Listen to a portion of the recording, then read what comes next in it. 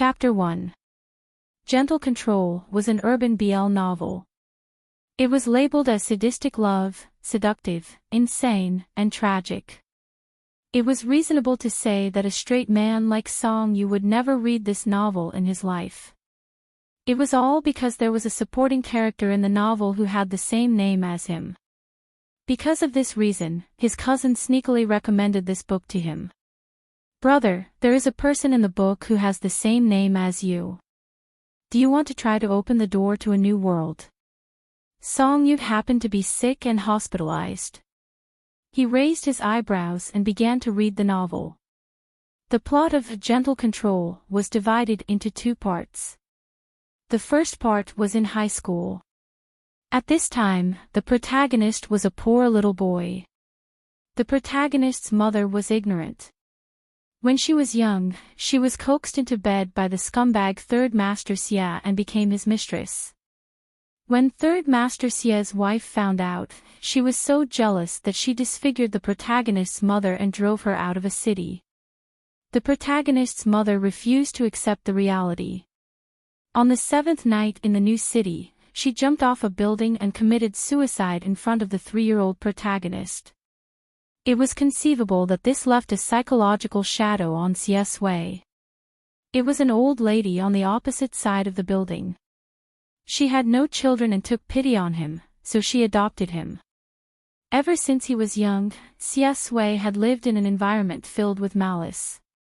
He was bullied by the naughty kids in the same building and was pointed at behind his back by the women on the street. They used the most malicious guesses to speculate about his mother, saying that his mother jumped to her death because she went out to prostitute herself and caught a disease. Old buildings, narrow alleys, potholed vegetable markets, and all kinds of unpleasant rumors were his distorted childhood. These experiences caused Xia Sui to feel inferior and vulnerable. It also foreshadowed that he would fall in love with the scumbag because of a little warmth. The story began when Xia Sui was in high school. Xia Sui was admitted to the top class of Jing City First High School because he was the top student in the city. There were two kinds of students in the top class. One was the top student in grades, and the other was the student with a very good family background. If Xia Sui only belonged to the former category, it would be fine. The key point was that he had inherited his mother's beauty. He had a cold temperament and an outstanding appearance. As soon as he entered the school, he attracted the attention of a perverted rich second-generation heir in his class. Every day, the rich second generation would harass him in class. He would always say some malicious words, and the people around him would kick up a fuss. The teacher kept his eyes open and closed. Xia Sui remained silent and pretended not to hear anything. That was until the rich second generation became even worse. Once, when he mentioned his mother, Xia Sui said, "You look like a vixen. Don't tell me your mother is a prostitute." Xia Sui felt as if someone had touched her bottom line. Her eyes were red with anger, and she almost beat him to death that day. Because of this incident, the rich second generation flew into a rage out of humiliation and bore a grudge against him. At this time, Gong Yi appeared. Gong Yi was the cousin of a rich second generation. He was a rich playboy in the capital. He came to the #1 middle school in Jing City just to hide from his father. He fell in love with Xia Sui at first sight. He felt that Xia Sui's cold temperament was special and attractive, so he began to flirt with him. He pretended to be gentle and indulged his cousin's evil deeds. Then, he took the opportunity to become a savior and win Xia Sui's favor. Xia Sui had been treated with coldness and malice since he was a child. It was the first time that someone protected and respected him like this. Gradually, he was confused and moved. He didn't even know if he liked Gong Yi. He was very obedient. However, Gong Yi's image as a playboy didn't change. Once the cold beauty fell in love with Gong Yi, it would be boring. When he got tired of Gong Yi and was about to leave C City, he glanced at his cousin and smiled. Like him? Then I'll give him to you. Seeing this, Song Yu's expression froze, and 3 question marks slowly appeared in his mind. Therefore, when Xie Sui graduated from high school, Gong Yi tricked him into going to the rich second-generation's apartment. He drugged him and almost raped him. Song Yu was speechless. He suddenly felt very thirsty and wanted to drink a glass of water. Fortunately, Xie Sui didn't care about his life. When he was ruthless, no one could stop him. He knocked the rich second generation unconscious with a wine bottle and escaped. When he got home, he received bad news. His grandmother saw that he didn't come back so late and went out to look for him. She was hit by a car and was paralyzed. This was the last straw that broke Xie Sui's back. At that moment, the 17-year-old boy felt as if he had fallen into an abyss. His grandmother didn't die, but the medical expenses were astronomical. Therefore, after Xie Sui went to college, he started to work part-time day and night. This included working in the clubhouse, where he was insulted and molested. He met Gong Yi. Gong Yi was a CEO. When he saw Xie Sui, he was stunned because Xie Sui looked like the white moonlight in his heart. Song Yu, who was so angry that smoke rose from his throat, poured himself another glass of water. What kind of fucking idiots are they? If they're sick, they'll treat them. If they're not sick, they'll get sick. In the end, he jumped over in a hurry because Gong Yi's strategy was similar to Gong Yi's. Anyway, overall, Xie Sui was miserable. After another round of physical and mental torture, Song Yu poured herself 2 cups of water during this time. The plot started to get better. Xie Sui returned to the Xie family. It turned out that third young master Xie loved Xie Sui's mother deeply from the beginning. He felt so guilty about it that he even gave the whole Xie family to him to make up for it. At this time, Xie Sui completely cut off her love, gave up on that group of scumbags, and went abroad. After 3 years, she became the real pride of the Xie family and the head of the Xie family. She had a noble temperament, an outstanding appearance, and a cold and distant aura. She was the new noble in the capital that all the socialites flocked to. At this time, Gong Yi and Gong Yi began to regret. Gong Yi and Gong Yi appeared and started to cause trouble again. These 3 big shots, who were standing at the top of the financial circle, were filled with regret when faced with Xie Sui's cold disregard. After going crazy, they came up with a unified plan. They had to get him even if they had to destroy him. Therefore, they joined forces to destroy the Xie family, imprison Xie Sui, and started to force love. The topic was, snatch by force. The comments section had already gone crazy. Whoa whoa, it's finally here. Like to bully big beauties. Little dark room, little dark room. Idiot. Song Yu drank the last glass of water and threw the squeezed plastic cup into the trash can. He exited the novel page and clicked on the chat page with his cousin. Brother Song is handsome, you're finished. Your summer vacation is gone. Song Lan replied instantly. Lon Lon doesn't like you. Lon Lon doesn't like you, what's wrong? Brother, you can play and make trouble, but don't joke about your summer vacation. Whoa whoa. Song Yu sneered. Brother Song is handsome, don't cry, sister. I really don't buy it. Brother Song is handsome, I've finished reading Gentle Control. Little Song Lan, I think your thoughts are very dangerous. I urgently need a set of 5-3 to wake you up. I'll tell your mother. Good luck during your summer vacation. Lon Lon doesn't like you, black question. JPG, Lon Lon doesn't like you, don't. Good brother. So what did I do wrong again? Lon Lon doesn't like you, I just read a crispy duck in clear water. Lon Lon doesn't like you, you didn't donate blood, kidney, or uterus. What right do you have to say that my political thoughts are incorrect? Whoa, I think I'm worse than CS Way. Brother Song is handsome, donate blood, kidney, or uterus.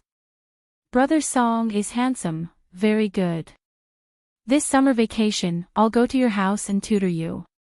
I'll let you have a taste of your cousin's hot love in the summer. Song Lan broke down. A line of words came over. He could feel her anger through the screen. Lan doesn't like you, Gu Beiyu. You're so cruel. Brother Song is Gu Beiyu. Who is Gu Beiyu? Lan doesn't like you. It's you, no. It's your future husband. Song Yu, who had a husband out of nowhere, didn't know whether to laugh or cry. Little girl, you're rebelling. Brother Song is handsome, read less online novels when you're young. Do more math problems. I've also arranged for Tianli 38 sets, Song Lan. Damn it, why? Song Yu smiled and closed the chat page. He would be in his 3rd year of high school next semester. This girl was still so worrisome. He went to the toilet and fell asleep as soon as he came back. Before he went to sleep, he recalled the plot of the book in his mind. He shook his head and sneered. The person who Song Lan said had the same name as him in the book was actually a canon Fodder who appeared in less than 2 chapters. He was childhood sweetheart with the protagonist before he was 6 years old. Later, he went abroad to recuperate. His only role was to tell the protagonist some things in the past when they met abroad. He said, "Your mother loves you very much. Don't hate her." He wanted Wei to let go of the past. He thought that this was just a small episode in his recuperation life. He never thought that when he woke up the next day, he would transmigrate into the book and become Song Yu, who appeared in less than 3 chapters and died early from illness. Chapter 2. He stayed in the hospital for 3 days. Song Yu took out his mobile phone and searched for a lot of information. Finally, he confirmed that he had transmigrated. He transmigrated into the stupid book, Gentle Control, and became the canon Fodder with the same name. The 3rd young master of the Song family in a city, Song Yu. Throwing his mobile phone aside, Song Yu grabbed his hair irritably. He turned his head and saw a young man's face reflected in the glass window. His skin was pale and his hair was soft. His facial features were particularly delicate. His eyes were big and clear. In the blue and white hospital gown, he looked sickly and pitiful. This face was exactly the same as when he was 15 years old. Fuck. Brother Song was going to be autistic. As a supporting character with few appearances in Gentle Control, Song Yu's illness was not worthy of the author's description at all. So he transmigrated into the book. Song Yu asked everyone around him, including the doctors, nurses, and nannies, but no one could tell him the name of his illness. They all looked at him sadly with tears in their eyes. Even his mother, the strong woman of the Song group who had always been swift and decisive, had tears in her eyes when she heard his question. She squeezed out a gentle smile and did not answer his question. Yu, be good. When you get out of the hospital, Mom will accompany you wherever you want to go. Song Yu finally understood. The author of the original book didn't want him to live at all. Don't ask. If you asked, it would be a terminal illness that touched the blind spot of contemporary medical knowledge. Anyway, he could just wait for death. The black car slowly drove into a villa on the outskirts of a city. This was the house that Song Yu's parents specially bought for him to recuperate. It was close to the mountains and rivers. The scenery was elegant and the environment was quiet. Song Yu got out of the car slowly. His delicate and pale face was full of weariness. Mother Song looked at him with fear.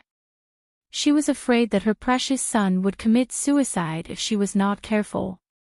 In the villa, the nanny had already prepared dinner.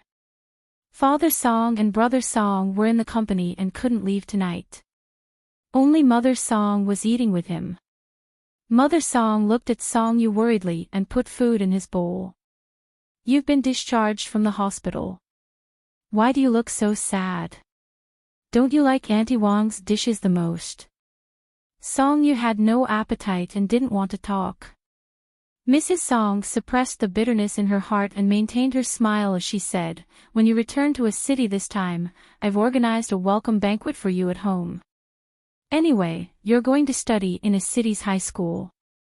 Why don't you take this opportunity to get to know more people your age? What does you think?" The Song family was considered a first-class wealthy family in a city. Any banquet held by them would be reported by the media.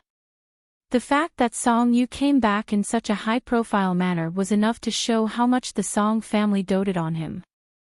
It was just that he had to get to know more people of the same age.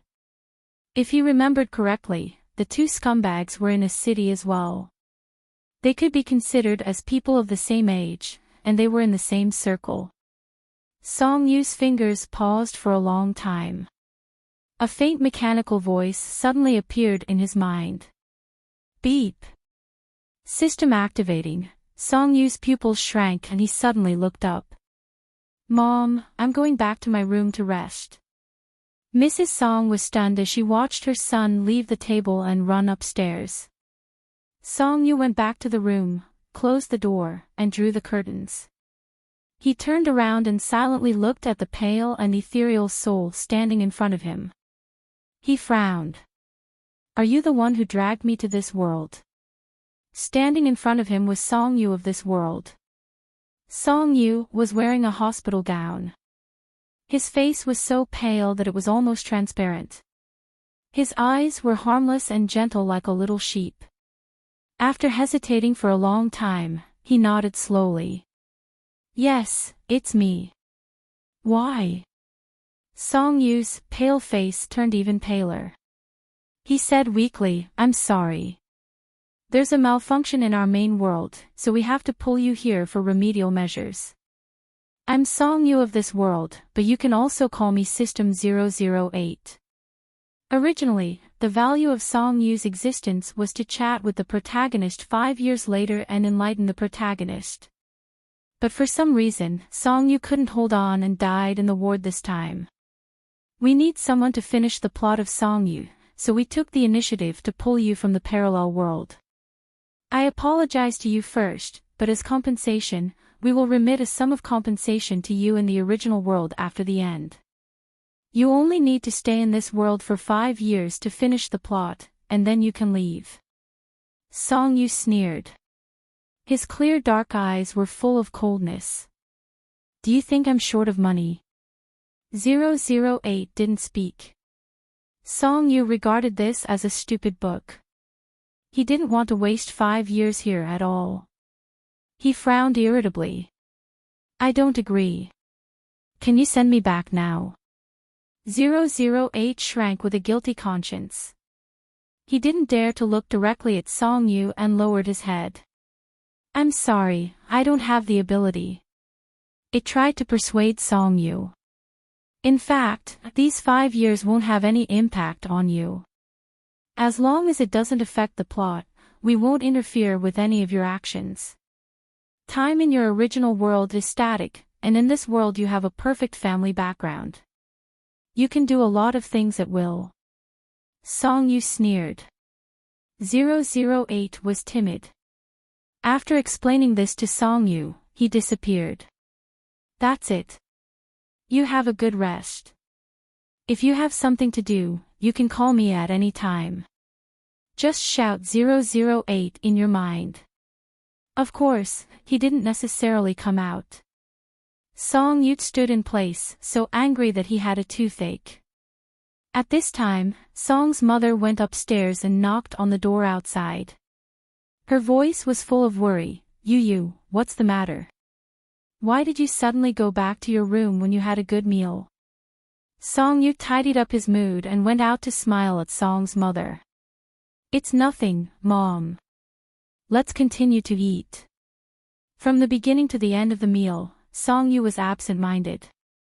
Song's mother always paid attention to his mood and couldn't eat. She hesitated for a moment and said, "Is it because Mom said that there was a banquet, which made you unhappy?" Song-yu stirred the porridge with a spoon. He listened and said, "No." Song's mother was distressed. "If you don't like it, we won't do it. It's Mom's fault. I forgot that our baby Yu likes to be quiet. If there are any events in the future, Mom will help you cancel them." Song-yu sighed in his heart.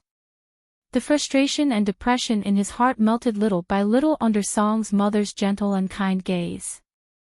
He treated this as a book, but every person in the book was not a thin paper person. They were real and alive. For example, the well-maintained noblewoman opposite him. Her love and worry for her son could not be faked. Song-yu lowered his head and drank a mouthful of porridge. He lowered his eyes, and his eyelashes were distinct. Song's mother and father were very busy and rarely had time to accompany Song-yu. Today, Song's mother had postponed many meetings to pick him up from the hospital and have dinner with him. After that, when he went to high school, he might spend more time with his family than with them. Song-yu didn't like a city. In Gentle Control, the prostitutes in a city were all crazy. In addition, he didn't know why, but when he transmigrated into this book, he always thought of that poor girl, Sui. He swallowed the porridge in his mouth. Song-yu thought of some plots in the book. Sui was the same age as him. It was also the summer vacation of high school, but she was not as lucky as him. This summer vacation, in order to earn money, Sui worked part-time with her life. She provoked a group of gangsters and was cheated by her black-hearted boss. In the process of fighting with the gangsters, Sui's fingers were broken. She didn't get the best treatment and had a lifelong illness. He was bullied at the beginning of high school, but he didn't resist because his hand was injured at that time. Song-yu thought of the insults and trampling on Sui and the innocence and kindness of this young man at the beginning. Sui provoked the gangsters in order to save a girl who was almost bullied by them. The more he thought about it, the more upset he became. The book, Gentle Control, should be renamed The Tragic Life of Sui. Anyway, when he read it, on the one hand, he was annoyed by those idiots, on the other hand, he sympathized with Sui. He only had 5 years in this book. He could spend these 1,800 days eating and drinking. Perhaps he could also change a person's fate. Song-yu's dark eyes were full of emotions. Finally, he put down the spoon with a trace of determination. "Mom, I want to transfer to another school." Song-yu's mother, ? Jingqing, where Sui lived, was the hometown of Song-yu's grandmother. Song-yu said lightly, "I want to go to Jingqing and visit my grandmother. I want to stay there for a while." The news that Song-yu came back spread in the top circle of a city. Everyone was very curious about the third child of the Song family who had been recuperating and didn't show up. They talked about him as if he was a god and were looking forward to seeing him at the banquet of the Song family. Only Song-yu's sister, Song Weining, knew that these people had no chance at all. Because on the third day after Song-yu was discharged from the hospital, he got on the plane to Jingqing. Song Weining's sister's messages bombarded him on his mobile phone. Song Weining, what do you mean? Are you targeting me? Don't you want to embarrass me? Knife, Song Weining, I just bragged to our sisters that I would let them see your beautiful face, but you got on the plane right after. At this time, Song-yu had arrived in Jingqing. He got off the plane and got on the car to his grandmother's house. Jingqing was also a provincial capital. It was prosperous and lively, but it was not as extravagant and impetuous as a city. The black car drove to the city center, and the trees on both sides of the street sped past. The driver was an honest man in his 50s. He smiled at him and said, "The old lady has lived alone in Jingqing for many years. She is idle and lonely. When she heard that you were coming, she was so happy that she cooked a lot of home-cooked dishes. She has been talking about it since this morning." Song Yu replied to Song Weining's message and said with a smile, "Yes, I believe in Grandma's cooking." The driver said, "Young master, are you going to Jingqing No. 1 Middle School?" Song Yu said, "Yes." The driver's eyes lit up. "That's great. My son is also in Jingqing No. 1 Middle School. I will ask him to take good care of you in school." It was no secret that Song Yu was weak and sickly. Song Yu accepted his kindness and smiled gently. "Thank you, uncle." But he didn't think he was that precious. This disease was purely made up by the author to make him die. Anyway, he didn't feel sick at all. He wouldn't be afraid of a fight. His mobile phone was still flashing. "Song Yu, what kind of explanation do you want?" "Song Weining, what kind of explanation do you think I want? You suddenly transferred to Jingqing without even a reason. What's wrong with you in a city? I've lived so comfortably for so many years. Now that I'm out of the province, I feel uncomfortable all over." Song Yu, tisk. "Song Weining, tell me quickly." "Song Yu, what's the reason? The world is so big. I want to see it for you." Song Weining, they couldn't be siblings anymore. Chapter 3.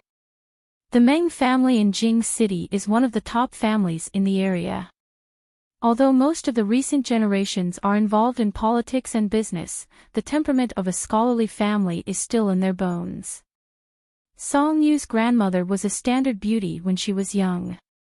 Even when she was old, her delicacy and gentleness were still the same. Her pale hair was neatly combed. At this time, she stood on tiptoe at the carved iron gate and looked at the end of the road nervously and expectantly. Song Yu got off the car. The warm light illuminated the young man's delicate and pale face. Grandmother Meng saw him and her eyes turned red. She rubbed the corners of her eyes and said, "Yu has grown up. I didn't recognize you for a while." Song Yu smiled and supported her. "I'm sorry to keep you waiting. It's windy outside. Let's go in first." Grandmother Meng smiled and patted the back of his hand. She whispered, "It's not long. It's good that you're here." Walking in, Song Yu saw a lot of people. They were all from the Meng family. Most of them were the younger generation. His cousins gathered together. When they saw him coming in, they all stood up and greeted him warmly. But their eyes were twinkling and not pure. Song Yu knew their purpose. They probably listened to the adults and came to deal with him because of the reputation of the Song family in a city. "These are your cousins. They are a family. In the future, if you want to go anywhere in Jing City, you can find them. They are more familiar with this city than you are." Grandmother Meng introduced them one by one. Her purpose was very simple.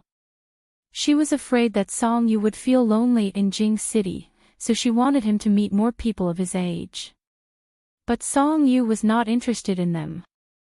Song Yu was born in the original world, so he could deal with this kind of situation with ease. He smiled politely and obediently, but his attitude was very cold. After they sat down, the family ate quietly.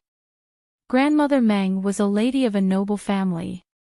When she was young, her family was very strict. Now she still kept the tradition of not talking while eating. Since she didn't speak, the younger generation in the family naturally didn't dare to be presumptuous. Although their eyes were anxiously staring at Song Yu, they didn't talk. This was a good thing for Song Yu. After he finished eating, he used the excuse that he was tired from sitting in the car for too long as an excuse to go upstairs to take a shower and sleep.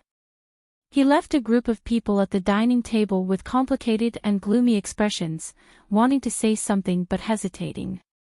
After taking a shower and drying his hair, Song-yu let himself lie on the bed. There was a faint jasmine scent on the pillow. The air in Jing City was fresher than that in a city. Grandmother Meng had planted a lot of flowers in the garden. The evening breeze was gentle, and it was very peaceful. Song-yu stared at the ceiling, thinking about what to do next. If he suddenly went to Siesui, he would definitely be treated as a lunatic. Should he wait until school reopens? Anyway, they would be in the same class. No. Song-yu covered his eyes with his hands. He thought that Siesui's fingers would be broken this summer, and it would leave a lifelong illness. He had better save her. But where does he live? Oh right, he had forgotten the most important point. Where does Siesui live? Thinking of this, Song-yu suddenly sat up with his eyes wide open. Fuck, how could this be? 008. 008. Song-yu began to shout 008 crazily. After a while, 008's weak and complicated voice sounded in his mind. I'm here. What can I do for you? Song-yu sat up straight. Do you have Siesui's current address? 008 subconsciously said, of course. But soon it reacted and asked Siesui in horror and vigilance, what do you want this for? Song-yu smiled. Of course I'm going to look for him. 008. 008 was anxious and angry. He appeared in front of Song-yu in his original form. After looking around the environment, his heart was like dead ashes. He suppressed his anger and said, Host, what are you doing? Why are you in Jing City? Song-yu said, didn't you say that I could do whatever I wanted in these 5 years? 008 was anxious, but my premise is that you don't affect the plot. You can't be in Jing City now. You can't meet the protagonist. It's not time for you to appear. Go back quickly. Song-yu picked up his eyebrows. It was a little afraid of Song-yu in his heart, so he could only persuade him earnestly, Host, go back. Go back to a city. You can't appear in front of Siesui as Song-yu. It's out of the plot. Song-yu sat cross-legged on the bed and smiled indifferently. That's simple. I don't need the identity of Song-yu.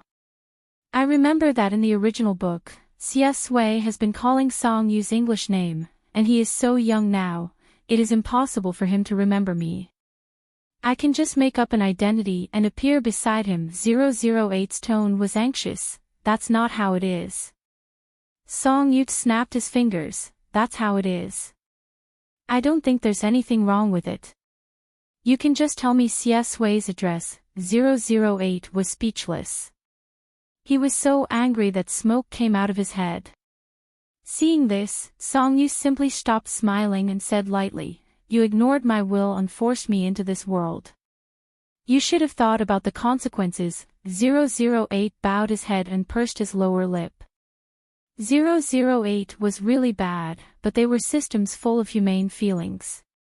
They had no choice but to admit that they were in the wrong. For a long time, he gritted his teeth and scratched his head. With an extremely ugly face, he made a concession, this. I want to ask for instructions from the main world. You don't act rashly. Even if you appear beside Siesui, don't reveal your identity. Song-yu got a satisfactory answer and smiled. No problem, there is not only one a city in this world. Third child Song is called Song-yu. 008 didn't want to pay attention to Song-yu at all now. He turned into a wisp of smoke and returned to Song-yu's mind. Song-yu was stunned. Hey, you haven't told me the address of Siesui's house yet. I don't know. In response, 008 roared angrily. Song-yu, so, what did he call it for? He didn't get any information, but gave himself a lot of restrictions. What a useless system. It didn't do anything except make him feel uncomfortable. Song Yu sighed, lay back and fell asleep. Looking for a person in such a big Jing city seemed to be like looking for a needle in a haystack. But for Song Yu, it was not impossible. After all, he had an uncle who was the mayor and a group of cousins who were eager to have a good relationship with him. But he didn't need to use these connections. By accident, he met Xie Sui. On the third day of his arrival in Jing City, Grandmother Meng was afraid that he would be bored at home, so she tried to persuade him to go out for a walk. Unable to bear his grandmother's urging, Song Yu got in his cousin Meng Guang's car. Meng Guang's sports car was wine red, as flashy as others. He took off his sunglasses, revealing a pair of flirtatious eyes. He looked at Song Yu in the passenger seat and said, "Is my grandmother annoying?" Song Yu smiled, "It's okay." "What do you mean it's okay?" Meng Guang chuckled and stepped on the accelerator. "She has so many rules here. Every time I come here, I'll barely make it in the first 2 days, but on the third day, I'll be scolded from morning to night." Song Yu smiled but didn't say anything. He liked Grandmother Meng's cooking, so he was quite comfortable these days. Meng Guang stared ahead and suddenly smiled. "Cousin, how old are you?" Song Yu was stunned. 15. Meng Guang smiled more happily and winked at him ambiguously. "That's old enough. I'll take you to a fun place, do you want to?" Meng Guang was his uncle's only son, the mayor's son. He was the prince of the whole Jing city. If he said it was fun, then it must be extraordinary. Song Yu was a little tempted, but he still reminded him, "Cousin, I can't drink." Meng Guang smiled, "Don't worry, I won't let you touch a drop of alcohol. If anything happens to you, not to mention my grandmother, even my hot-tempered aunt will fly over from a city and peel off a layer of my skin." Song Yu was amused. Meng Guang said, "Take it as an apology for not picking you up 3 days ago. I'll take you to a fun place." "Nod, do you want to?" Song Yu had nothing to do now. Anyway, he was free, so he simply agreed. Meng Guang smiled, "Okay, this is our secret. You have to be loyal. Don't turn around and sell me out." Song Yu laughed, "I won't tell Grandma." After getting Song Yu's promise, Meng Guang turned the car around and drove to the south. Although Meng Guang liked to play and was open, Song Yu was his cousin. He was still underage and pure, so he naturally wouldn't take him to a place that was not suitable for children. Otherwise, what was the difference between him and a beast? Meng Guang took Song Yu to a high-class club called Lin Shui. After entering, they showed their membership cards at the front desk and were led inside by the waiter. After passing through the luxurious hall, they walked through a pitch-black corridor before exiting. What greeted their eyes was an antique courtyard. The red wooden corridor was built over the pool. Looking down, there were koi fish swimming in the clear water. Meng Guang said, "Cousin, I'll take you to meet some of my friends." Song Yu nodded. Meng Guang's friends were all famous young masters in Jing City. Today was actually a small private gathering for them. Usually, it was a party for the rich young masters, but because of Song Yu's presence, the brothers didn't have the face to ask a hostess to accompany them. Thus, it became like a normal KTV. A few of them snatched the microphone and poured the devilish sound into his ears. Meng Guang was furious. "Are you going to ruin my cousin's ears like this?" One of them sneered, "If the microphone is in your hands, it will be a devastating injury." Meng Guang slammed the table angrily. "Who are you looking down on?" Song Yu, who was leaning on the sofa and drinking water, finally understood. He had been tricked by his cousin. He said it so ambiguously and mysteriously to lure him here. In fact, he couldn't avoid Grandmother Meng, and he didn't want to stand his brother up, so he pretended to trick him to come here. He had fallen into a trap. Song Yu couldn't stand this group of tone-deaf people. He couldn't bear it anymore and said, "Cousin, I'm going outside to get some fresh air." Meng Guang was already having fun and waved his hand. "Okay, don't run around." Song Yu went out to get some fresh air and also to go to the bathroom.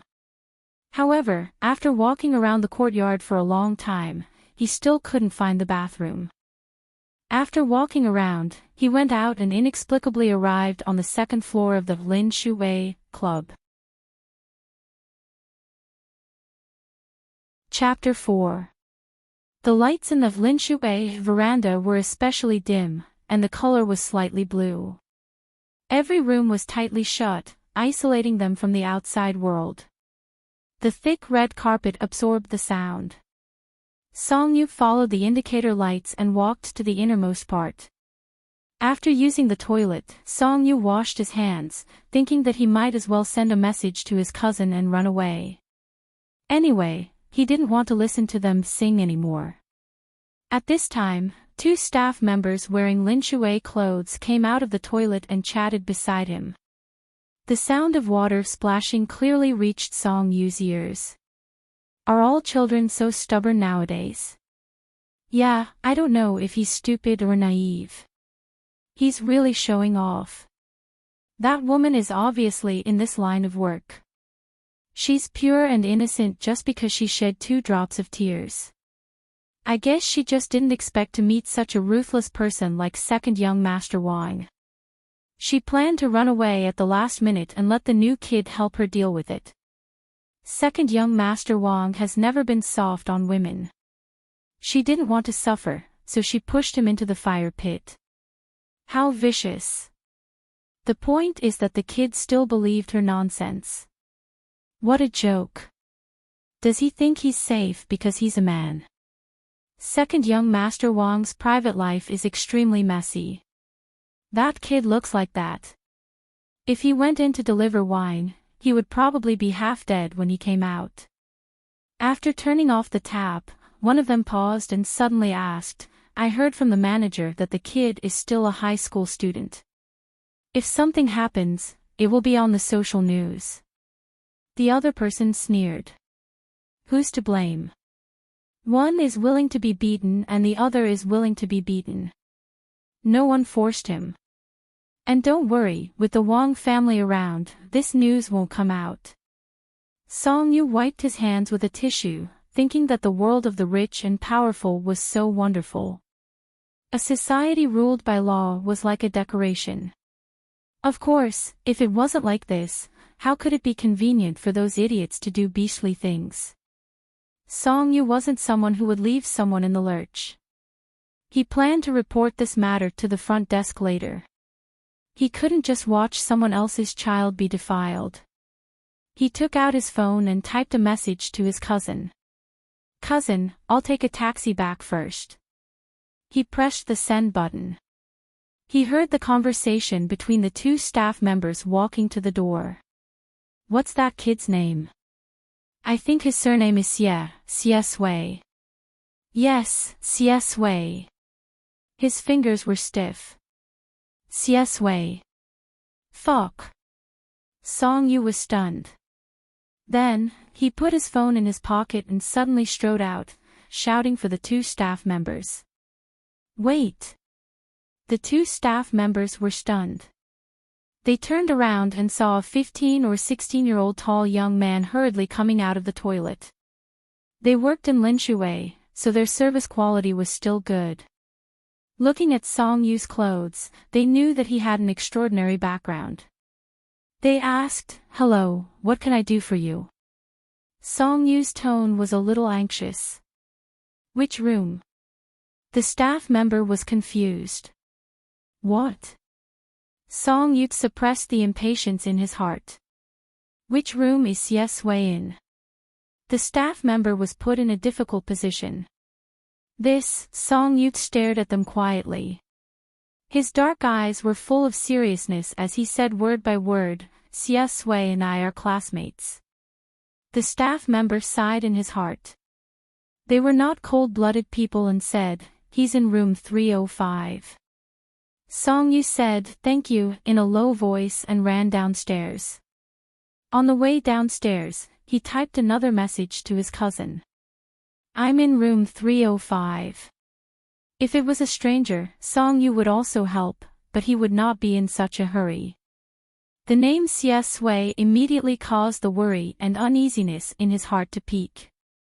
Because in addition to provoking perverts, Xie Sui's physique had another characteristic, which was that it was particularly easy to arouse other people's desire to abuse. In short, it was full of disasters. For others, it might just be drinking and vomiting. For Xie Sui, it was breaking her legs and smashing her head. In order to better abuse Xie Sui, the author really did everything. Song-yu cursed the original book's rubbish setting and ran to the front desk. His voice was mixed with the panting from running. Miss. I want a report. The receptionist was stunned for a moment. She recognized that he was the person brought by Meng Guang and asked respectfully, What did you say? Song-yu, I want to report that someone is causing trouble in room 305. The receptionist's exquisite makeup slightly stiffened. Causing trouble. Okay, I'll ask. She was about to contact the service staff on the third floor, but the walkie-talkie was not connected yet. Song-yu had already slammed the table and shouted, It's too late. Is your manager here? Lend me a few people first. My friend is in room 305. I feel that something will happen to him if we're a second late. The receptionist, where did this little brat come from? She really wanted to call the security guards out. But for Prince Meng's sake, what could she do? She could only smile stiffly. Okay. Don't worry. In the backyard by the water, in a quaint private room. Meng Guang was tired after playing to his heart's content. He sat on the sofa and was about to open a bottle of wine when his phone suddenly flashed. He unlocked the screen and saw that it was a message from his cousin. 2 messages. Cousin, I'll take a taxi back first. I'm in room 305. The 2 messages were only a few minutes apart. Meng Guang vaguely sensed that something was wrong. He opened a bottle of beer and asked casually, Did anyone come to room 305 in Lin Shui today? Sitting next to him was the young master of the Wei family. The Wei family was a giant in the food and entertainment industry in Jing City. They had a clubhouse in Lin Shui. Wei Gui said, 305. Why are you asking this? He was shuffling the cards when he suddenly remembered something. No, I seem to have some recollection. When I went upstairs today, I met Wang Beidan and a group of people. They seemed to have entered room 305. Pfft. Meng Guang spat out all the wine in his mouth. Wei Gui hurriedly moved to the side and scolded, Fuck, are you asking for a beating? Meng Guang was so angry that he crushed the bottle into a piece. He stood up, his eyes gloomy and his voice cold.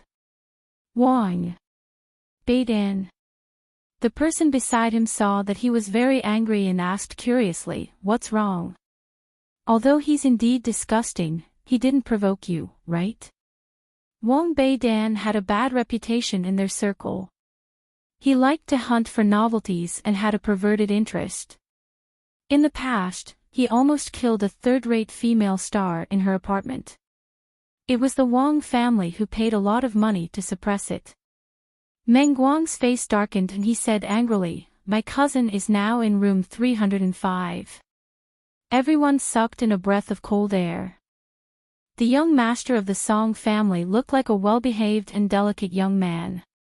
Would Wang Beidan, this idiot, be blind to kidnap him? Meng Guang was eager to protect his younger brother. He strode out and gritted his teeth. Fuck, if my younger brother loses even a strand of hair, I'll send him to the ICU today. Hey, wait, we'll go with you. Several young masters of Jing City also hurriedly stood up. What a joke, if something really happened to Song-yu, their legs would be broken by their elders. On the third floor of Lin Shui. Following behind Song Yu, the manager said bitterly, "Young master, how can we have your classmate here?" Song Yu's face was cold. "I said there is, so there is." The manager felt like he was being pushed into a fire pit by a brat, but he could only bite the bullet and knock on the door. After a while, the door of room 305 opened. The person who opened the door was a young man with dyed yellow hair. He had dark circles under his eyes and his face was full of displeasure. "What do you want?" The manager was sweating. "I heard that someone is causing trouble here, so I came to take a look." The yellow-haired man's mouth twitched. "No. Get out." After saying that, he slammed the door. But the door was held by a young man's slender and fair hand. A slightly cold voice sounded. "My friend is inside." The yellow-haired man looked back and saw a young man in a white t-shirt and jeans. His eyes immediately lit up. He originally liked boys and was used to being domineering in Jing City with Wang Beidan. Looking at Song Yu's fair and tender face, he felt his crotch heat up. He narrowed his eyes and laughed. "You mean the one called Xie Sui? He is your friend. It's good to have friends. Do you want to come in and play?" The manager wanted to remind Huang Mao. "No, this one." Unexpectedly, Song Yu pushed him away and sneered. "Okay." The yellow-haired man opened the door enthusiastically. Song Yu stepped in directly. Music was playing in the room and it was noisy. The light was chaotic and impetuous. The air was foul and the smell of alcohol was pungent. Several men were sitting on the sofa. Their belts were unfastened and there were bare-breasted women sitting on their hips. They were laughing, moaning and moaning. But they were holding the women's waists and looking at the center of the room playfully. They were making a fuss. "Drink. Child Wang means what he says. After you drink, we will let that stupid woman go." Song Yu followed the line of sight and saw Xie Sui. He was the protagonist in Gentle Control. White shirt, black trousers. Xie Sui still had the childishness of a student, but his face was delicate and fierce. The light fell on his eyes and brows, and the coldness seemed to turn into frost. There were several empty bottles on the table. But Xie Sui's movements didn't stop. His slender hand opened the bottle and poured the wine in one breath, like an experienced hand. The young man unbuttoned his shirt to the second button and raised his head. The wine flowed from the corner of his mouth and rolled over his collarbone.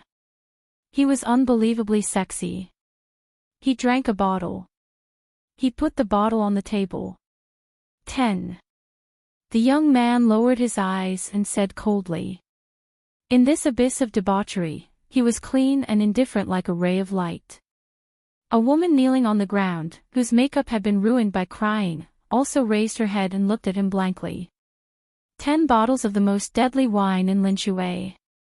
Even if she didn't die, her stomach would be perforated. A slightly plump man sat in the center of the sofa, smoking a cigarette and said meaningfully, "You really finished it all."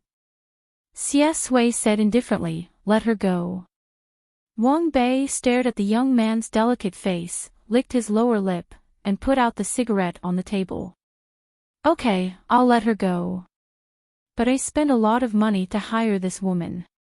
I feel like I lost a lot if I let her go with just 10 bottles of wine. Why don't you compensate me with something?"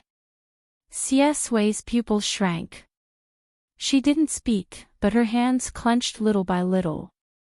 The people next to her showed a meaningful smile. The person that young Master Wang liked definitely couldn't leave tonight. Wang Bei pushed the woman sitting on his lap away, spread his legs, and smiled obscenely. "How about this? I called her to vent my desire. Why don't you use your mouth to make me come? How about we just forget about it?" At the door of the private room, Huang Mao leaned against the door and was very dissatisfied. I'm playing with other children. What are you doing? Go away, go away. You're wasting my pleasure. The manager said bitterly, don't. Something bad will happen. He was brought here by Prince Mang. Something bad will happen. Huang Mao, what? Who brought him here? The manager thought that something bad would happen. The next second, there was the sound of a bottle being smashed in the private room. Bang! It was as loud as thunder. Everyone was dumbfounded with fear. It was unknown when a young man had entered the private room. Without saying a word, he picked up the beer bottle on the table and threw it directly at Wang Bei's head. Wang Bei's pupils shrank. He barely dodged, but the bottle smashed into the wall and broke into pieces, making his face bloody. He touched the blood on his face and instantly went crazy. He shouted at the top of his lungs, Who let him in? Xie Sui was also stunned. Just a second ago, there was still darkness around him. The insults and disgusting gazes tortured his nerves and dignity bit by bit. The next second, someone suddenly appeared and broke the nightmare. He drank so much that his stomach was already in pain. His usually cold eyes were now a little confused. He looked at the person next to him silently. Song Yu walked out of the darkness. He was so angry that his liver hurt. He looked at Wang Bei and sneered. Aren't you venting your anger? I'll help you. He forced him to vent his anger. Chapter 5. In the early stages of Gentle Control, there were many plots like this where the protagonist was molested by a greasy middle-aged man in a clubroom. When the three psychopaths encountered such a situation, they would usually wait and see. When Xie Sui couldn't take it anymore, they would come out with a smile and say, Beg me and I'll take you away. Then, a dangerous hunting plot of a domineering CEO would unfold. When Song Yu first read the novel, he was so angry that his teeth almost broke. Beg me and I'll take you away. What kind of stupid request is that? Xie Sui was really pitiful. She was threatened after being insulted. Shouldn't she just shout and fight when she saw injustice? Song Yu wasn't afraid of Wang Beidan. As the third young master of a city, he could do whatever he wanted in such a melodramatic novel. Song Yu picked up another beer bottle and walked forward. Do you still have fire? Wang Beidan looked at him as if he was a lunatic and said angrily, Where are you? Where are you? You're a bunch of trash. Hurry up. Why are you afraid of a kid? He kicked the table and roared, Catch him. I'm going to smash his head with a beer bottle today. The group of people who were scared silly finally woke up. They quickly got up from the sofa and wanted to grab Song Yu. Xie Sui drank so much, but she forced herself to stay calm. Now, she was a little dizzy. She endured the discomfort and went forward to grab Song Yu's hand. Go away.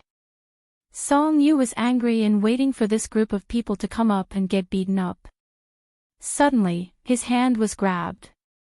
Xie Sui's hand was very cold. There was a slight smell of alcohol on her, but it was a kind of refreshing smell. Song Yu tilted his head. Xie Sui was a little taller than him. What he saw was Xie Sui's chin and thin lips that were pursed into a line. Song Yu sighed in his heart about this unlucky child and said indifferently, It's okay. Don't worry about me. Wang Beidan stood up angrily and gritted his teeth. You still want to leave? Don't even think about leaving. You two lowly things who came out to sell, I'll kill you tonight. At this moment, there was a commotion outside room 305. Huang Mao blocked the door to prevent the manager from entering. Suddenly, he felt his body lean forward and hit the table directly. Bang! The door of room 305 was kicked open. Outside was Meng Guang, whose face was dark. Meng Guang wanted nothing more than to kill that grandson of his. Every word he said was extremely cold. Wang Beidan. How dare you touch my brother?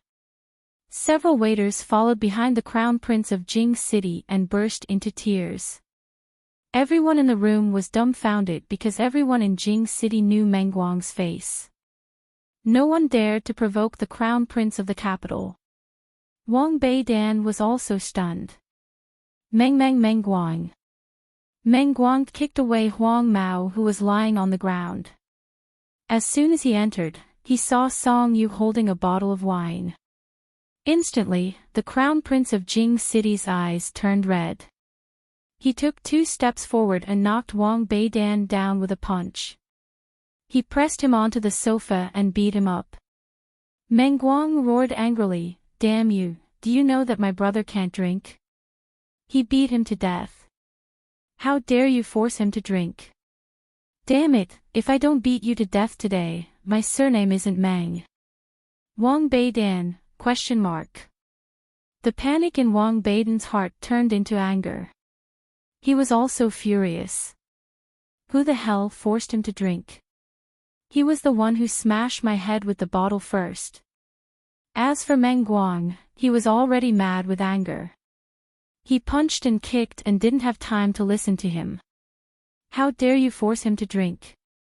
Wang Beidan was about to die from anger. The group of people in the room looked at the scene in front of them stiffly. They were dumbfounded and didn't dare to touch Song Yu. The manager didn't know what he had done and was so anxious that he was sweating profusely. Most importantly, his young master was watching the show happily. Wei Ci said, "Why are you so anxious? We have long wanted to teach Wang Beidan a lesson. Don't worry, Meng Guang knows what to do. He won't die." The manager, Song Yu, who was holding the bottle, was also shocked by his cousin. That was too fierce. Before he could regain his senses, he suddenly felt the person beside him stagger and fall on top of him. He turned his head and saw that Xie Sui's face was pale and his forehead was covered in sweat. Song Yu was shocked and hurriedly shouted, "Hurry, hurry, come and help him to the hospital." In the end, Xie Sui didn't go to the hospital and went to sit in the lounge. After leaving the smoky room, the cold white light illuminated Xie Sui's facial features even more clearly. After all, he was the main character in the novel and was really good-looking. His eyelashes were very long and his pupils were pure black. His eyes were curved inwards and curved outwards, cold and gorgeous. Xie Sui was still a pitiful little girl. He was sensitive, self-abased, and stubborn.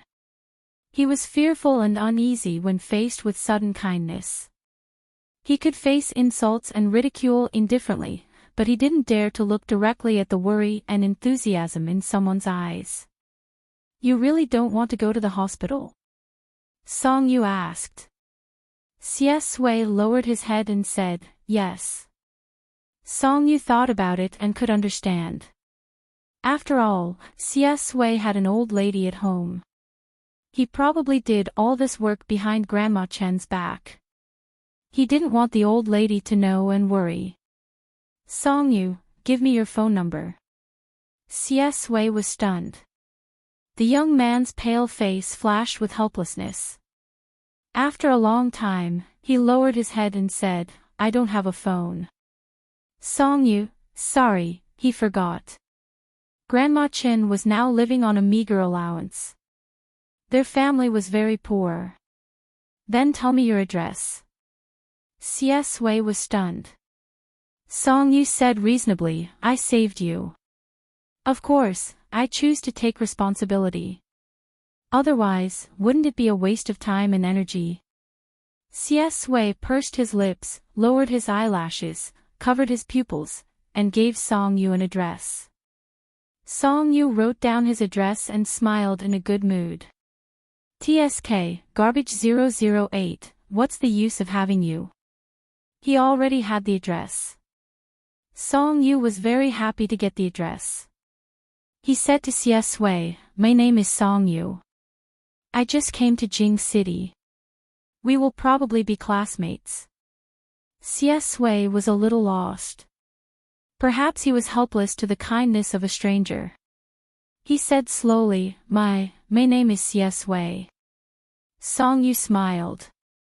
He looked well-behaved. When he smiled seriously, he was particularly likable. Yes, Xie Sui. What a nice name. He listened to people singing in Linshui for the whole afternoon. Now it was already evening. After such a big thing happened in Linshui, he was not in the mood to continue the business. He quickly cleared the place and asked the staff to get off work early. When Xie Sui went out, Song Yu handed him the medicine that he had specially asked someone to buy. Go back and take the medicine. Have a good sleep. Young man, you can't play with your body like that. Xie Sui took the medicine.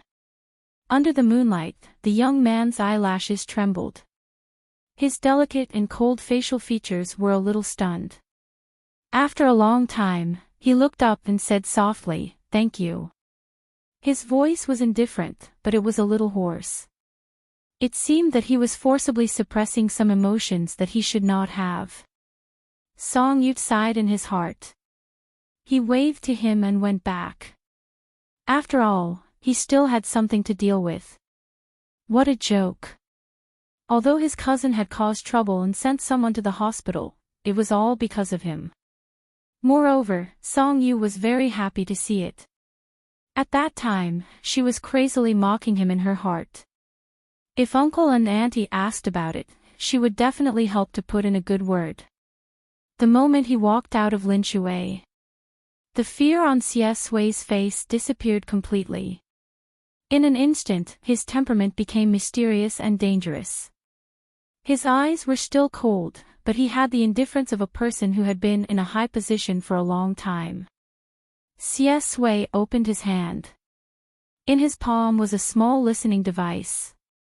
It recorded all the conversations in the private room. Xie Sui lowered his eyes.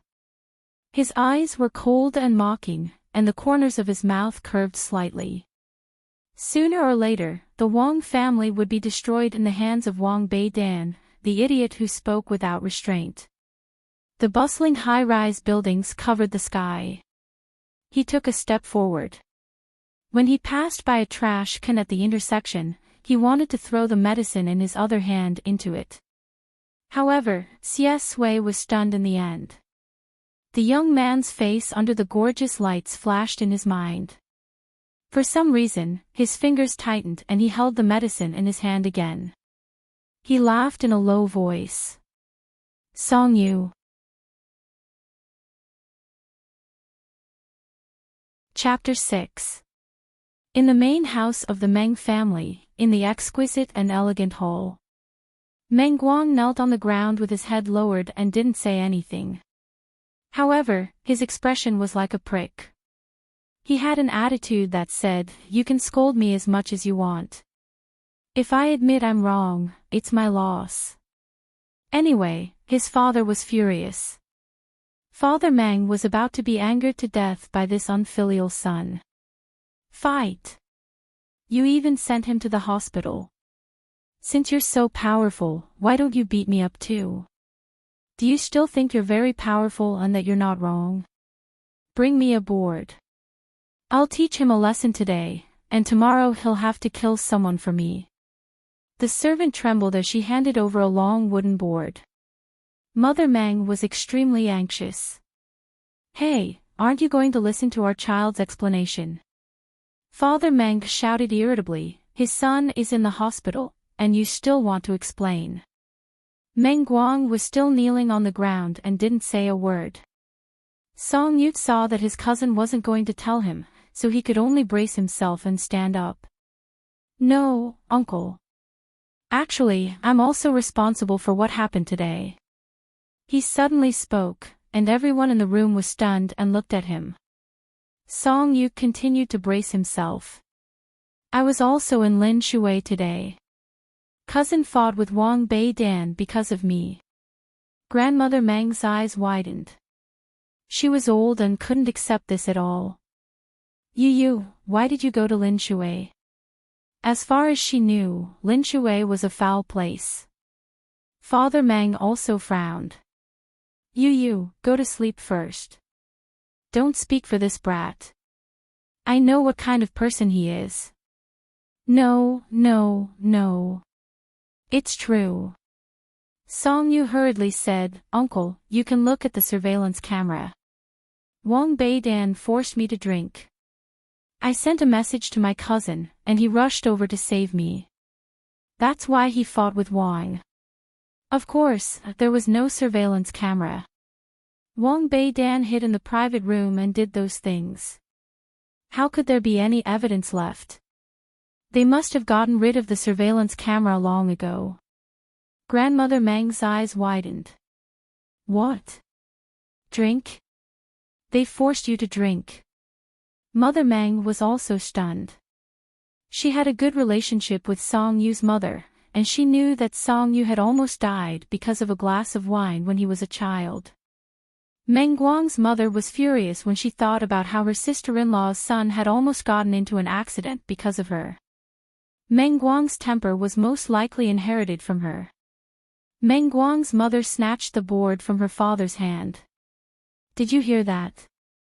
This time, I'll stand with my son. Well done. I think he hit me too lightly. What Wang Bei did alone was not a secret in Jing City. Beating such a beast to death would be enforcing justice on behalf of the heavens. Mr. Meng's initial surprise was also dispelled by his wife's shrewdness. He was furious. Look at what you're saying. What kind of mother are you? So you did the right thing as a father. They began to quarrel in a chaotic manner. Grandmother Meng was annoyed when she heard that. She slammed the table and said, Go back to your room and quarrel. Your son has been kneeling on the ground for half a day. Poor Mayor Meng, who was gentle and elegant on the outside, was angered by the two women at home. He left without eating. Meng Guang was helped up by Meng Guang's mother. He winked at Song Yu. After dinner, Song Yu still wanted to go back to his grandmother's house. Meng Guang drove him back. There was the sound of insects chirping in the garden outside the house. The night sky was clear and the moon was bright. Meng Guang couldn't help laughing in the car. He leaned on the steering wheel and laughed. You're really spirited. Your brother didn't risk his life to help you vent your anger in vain. Oh, look at my father's face. Ha ha ha. Song Yu pulled the corners of his mouth. You're happy too early. The Wang family won't let this matter go. Meng Guang lifted his eyelids and said indifferently, So what if they won't let this matter go? What Wang Beidan did in the private room can't be seen in public. They didn't dare to publicize this matter. They could only suffer in silence. He had been the crown prince of Jing City for so many years. He knew what he was doing. He knew clearly what he could and couldn't provoke. He also knew whether it would blow up. Song Yu said, Yes. Meng Guang suddenly reacted. Did Wang Beidan really force you to drink? He didn't see it clearly at that time. Now that he thought about it, it seemed a little strange. Song Yu smiled and said, No. No. I wanted to hit him with the bottle. Meng Guang, after a while, he laughed. Good job. He tilted his head and asked curiously, Why did you go to room 305? Isn't it for ventilation? Song Yu thought for a while and smiled. It's probably because fate wants me to save people. Just as Meng Guang said, this matter didn't cause any trouble in Jing City. For Song Yu, the only effect was that Grandmother Meng still had lingering fears and didn't force him to go out anymore. Song Yu looked up the Wang family in Jing City and finally understood why he felt so familiar. In Gentle Control, the rich second-generation heir who made things difficult for Xie Sui in high school was the youngest son of the Wang family, Wang Xi. Everyone in the family doted on him like a treasure. In Jing City, he could get whatever he wanted. With Wang Beidan as his elder brother, Wang Ci began to play with women and men when he was very young. He was rotten to the core. In high school, his mind was full of dirty thoughts. After school, he locked Xie Sui in the classroom and wanted to take nude photos of Xie Sui to threaten him. During the sports meet, he deliberately drugged Xie Sui's drink to embarrass him in front of the whole school. During the final exam, he locked Xie Sui in the toilet to prevent him from taking the exam and getting a scholarship. Even in the college entrance examination, Wang Ci wanted to make Xie Sui miss the exam and ruin Xie Sui's life. Song Yu felt that he was looking for trouble because he couldn't think about the plot of the original novel. On the third day of doing nothing at home, Grandma was afraid that he would be bored, so she brought him a child of the same age. The son of the driver who picked him up from the airport that day was a skinny boy with wheat-colored skin. His name was Ma Xiaoding. Ma Xiaoding didn't know what his father told him. At first, he talked to Song Yu like a mosquito, as if he would be hospitalized if his voice was a little louder. It was only after Song Yu couldn't bear it anymore and warned him that he changed his attitude. Ma Xiaoding and Xie Sui were classmates in junior high school. Song Yu wanted to know more about Xie Sui, so he chatted with him. What was Xie Sui like in junior high school? Ma Xiaoding widened his eyes and looked silly. Young master, why are you asking this? Song Yu didn't like this address. Don't call me young master. If you really admire me from the bottom of your heart, call me brother Yu. Ma Xiaoding scratched his head. Okay, young master. Ah, no, brother Yu. Why are you asking about Xie Sui? Song Yu choked and immediately said, isn't this person the top student in Jing City's junior high school examination? His grades are good. I want to compare notes with him. Know yourself and know your enemy and you will never be defeated. Ma Xiaoding was instantly in awe. Although he didn't know how to compare notes, he still told Song Yu everything he knew. I feel that Xie Sui is quite pitiful. His family should be very poor. He can wear a piece of clothing for 3 years. He's very antisocial and few people dare to approach him. After 3 years, he doesn't have a single friend. In the beginning, some people approached him. After all, he's good-looking and has good grades. It's not a loss to be friends with him. But some people in the class who lived in the same neighborhood as Xie Sui often talked bad about Xie Sui's mother behind our backs. They said that Xie Sui's mother died of AIDS and jumped off a building. AIDS can be transmitted from mother to child. Xie Sui most likely has it too.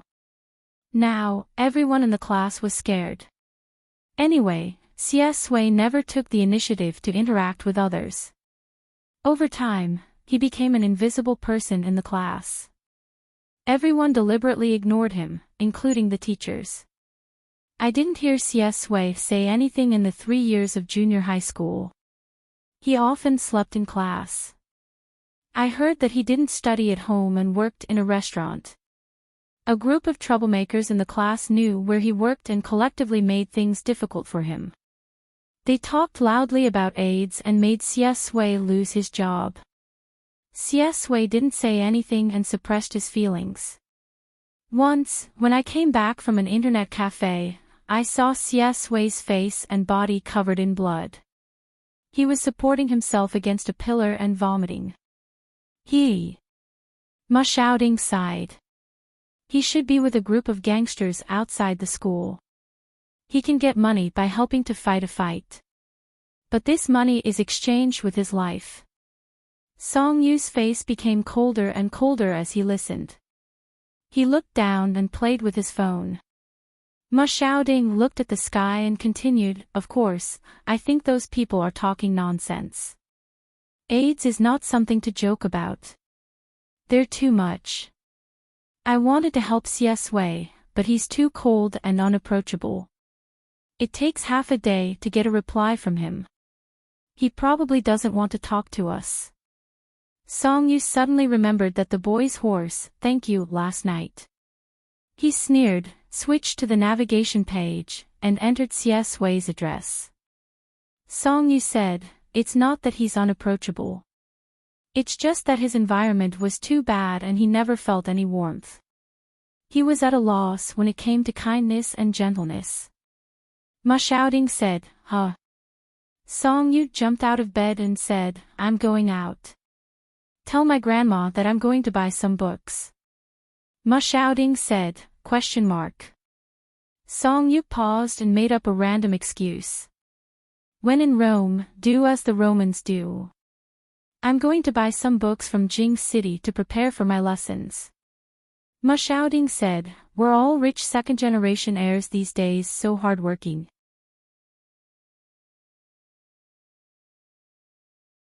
Chapter 7. Yu, are you okay? Why did you get into trouble as soon as you arrived in Jing City? Do you want to go back to a city? I'm worried about you if you stay there alone. Song Yu sat in the taxi and looked at his mother's message. He thought for a while and replied. No. Grandma took good care of me. I was too stubborn this time. I'm sorry, Mom. He waited for a long time and didn't get a reply. Maybe Mom's Song was busy now. Song Yu switched the page to a navigation map. It was hot in July in Jing City and cicadas were chirping loudly. After getting out of the taxi, Song Yu looked around and walked in the shade. He could see the end of the alley. There were vegetable leaves scattered on the ground. It was probably a vegetable market in the morning. The buildings beside the street were old. He could see the blackened walls and peeling lime when he walked in. The telephone poles were plastered with all sorts of paying a lot of money for children. Someone had spat on the flyers scattered on the ground. There were few cars on the way. Most of the people he heard were women cursing each other. It was depressing, poor, and noisy. CS Wei grew up in this place. Song Yu bypassed the alley and came to a normal street. He guessed that CS Wei was working now, so he walked along the street. When he found CS Wei, she was in front of a small restaurant. But something seemed to have happened. There were some people around the street. In the center of the street was a bicycle that had fallen over. CS Wei was squatting down to pick up the vegetables silently. A woman holding a child next to her stood there and cursed loudly. My child and I were walking on the street. He hit us with his bicycle. This vicious bastard did it on purpose. My child is so young. He wants to kill him. That bicycle almost hit my child. Is he blind? He did it on purpose. What sin did my family commit to meet her and her mother? He is indeed the son of a bitch. His mother seduced men as soon as she came. He is not a good man either. What a nasty, vicious bastard. I don't know what kind of good intentions that old woman has. She discussed the whole street. Filthy words came out of the woman's mouth. CS Wei's back was stiff and fragile as she squatted on the ground. Her black hair fell down to cover her expression. When the woman mentioned his mother, the boy's fingers instantly clenched into fists. He raised his head and roared like a trapped beast, my mother didn't. His imposing manner scared the woman. She took a step back and immediately raised her voice. Look, this bastard son of a bitch has revealed his true face. Someone hit someone. He's going to hit someone. CS Wei gritted her teeth as if she wanted to stand up. The woman roared even louder, that brat is hitting me. In the next second, CS Wei was kicked in the head by a tall and strong man who walked out of the crowd. Bastard! At this time, CS Wei was 15 years old and thin.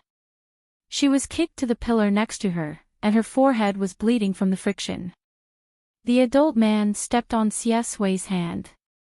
You bumped into me and you still want to hit me. The onlookers began to point and whisper. I thought he was pitiful at first, but now I think that a pitiful person must have something to hate. He's hated by everyone. He should look at himself to find the reason. How could she hit such a young child? CS Wei is really vicious. Can that old woman send him away? He's like a jinx. Nothing good ever happens when he's here. The woman was still scolding. He almost killed my child and he still wants to hit me. He's hopeless. He's hopeless. Who's going to call the police? People like him should stay in prison for the rest of their lives. They shouldn't come out to harm others. Song Yug heard her words clearly as he walked over. He squeezed through the crowd and saw this scene. For CS Wei, such things happen countless times every day. Slander, abuse, and beatings. The author of the original novel constantly emphasized his tragic childhood in order to shape his fragile and sensitive heart and pave the way for the emotional drama. Let Attack 1, Attack 2, Attack 3 soothe his wounds with words. It was funny. It was just a few words, but for CS Wei, who was full of trauma, it was so precious that she could die for it. Every single person in the book was like that. The adult man seemed to think that he was righteous. Yang Yang was so proud that she wanted to slap CS Wei. You don't have a father or a mother. I'll be your father and teach you how to be a man. Song Yuk picked up a few marbles on the ground and threw them at his face. One of them almost got into his eyes. The adult man was so scared that he screamed, took a step back, and let go of CS Wei's hand. Who hit me? He was furious. When he looked up and saw Song Yu, he was so angry. You're his classmate, aren't you? I'll teach you a lesson today. He rolled up his sleeves and strode over aggressively. The adult man was quite intimidating, but Song Yu didn't look at him from beginning to end. He was on the phone. Hello, 110. I want to call the police. There's a fight on Lianyan Street. An adult man is bullying a high school student. He's almost beaten to death. Come quickly. The police on the other side of the phone seemed to be asking for some details. Song Yuk shouted into the phone, that high school student is me. Are you going to do something if someone dies? Everyone, beep. After hanging up the phone, Song Yu looked coldly at the adult man. His action of calling the police was so flashy that it scared the group of onlookers. The adult man was also stunned 3 steps away from him. He raised his fist but couldn't bring himself to hit him. Song Yu was too lazy to pay attention to him. He walked straight to the mother and son and said to the child who had been hiding behind the mother, "Give me your hand." The woman screamed like she was protecting a chicken. What are you doing? Song Yu walked past her and pulled the child out. Then he opened the child's palm and held a slingshot in it. The woman's face instantly turned pale. Song Yu laughed, "Oh, not bad, kid. You're quite accurate at shooting marbles." He tilted his head and said to the woman, "Auntie, I've called the police." Look at who was detained in the end. All the onlookers were speechless at this moment. There was an obvious mark of a marble on CS Wei's face, and it was right in front of her eyes. If she was a little unlucky, she might have gone blind. The woman looked flustered. What's wrong with my child playing with marbles? He's only 5 years old. What does he know? Song Yu, he doesn't know anything, but his mother does. The child was frightened by Song Yu's expression and tone. He suddenly burst into tears. When he cried, the woman instantly became confident and scolded him like a shrew. "I think you're in cahoots with that bitch's son of a bitch. One of you hit someone, and the other came over to distort the truth and bully me and my son. Sure enough, uneducated people play with uneducated people. Snakes and rats from the same nest. They're all the same. You're also a black-hearted bitch with a rotten belly." Song Yu looked at her mean eyes and said lightly, save some energy for the police to come and explain. The woman scolded angrily, "My child is only 5 years old. He doesn't know anything. What is he afraid of? Xie Sui's mother died early. She's an uneducated bitch. She's very vicious." Now, she didn't mention anything about the bicycle hitting her. Song Yu was so angry that he laughed. He said elegantly, "Auntie, I'm 15 years old now. I'm not an adult, and I don't know anything either. What am I afraid of?" He stepped forward, and his dark eyes revealed a bone-chilling coldness. "I'm not even afraid of killing people." The woman was completely speechless at this moment. She swallowed those vicious words in her stomach, took her child's hand, and stepped back. "Crazy, crazy," Song Yu laughed. Xie Sui, who was sitting on the ground, raised her head and looked at Song Yu's handsome side profile thoughtfully.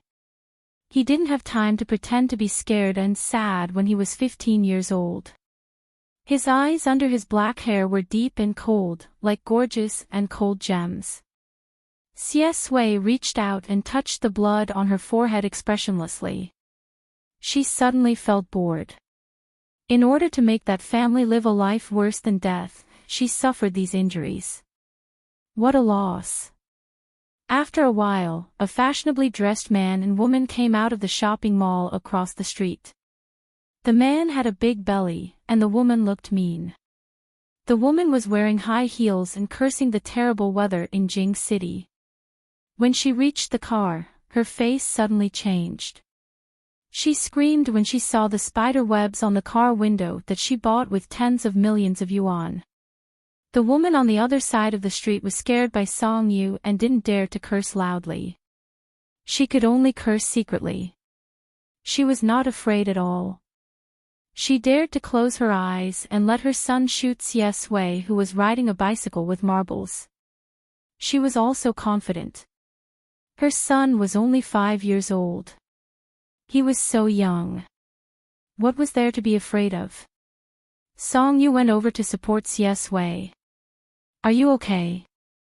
Xie Sui looked down and stared at his hand for a long time. She hid the deep thoughts and doubts in her eyes and said weakly, "Thank you." Song Yu's heart ached for the protagonist. She sighed. "You have to go to the hospital this time." Xie Sui's injuries looked really hideous.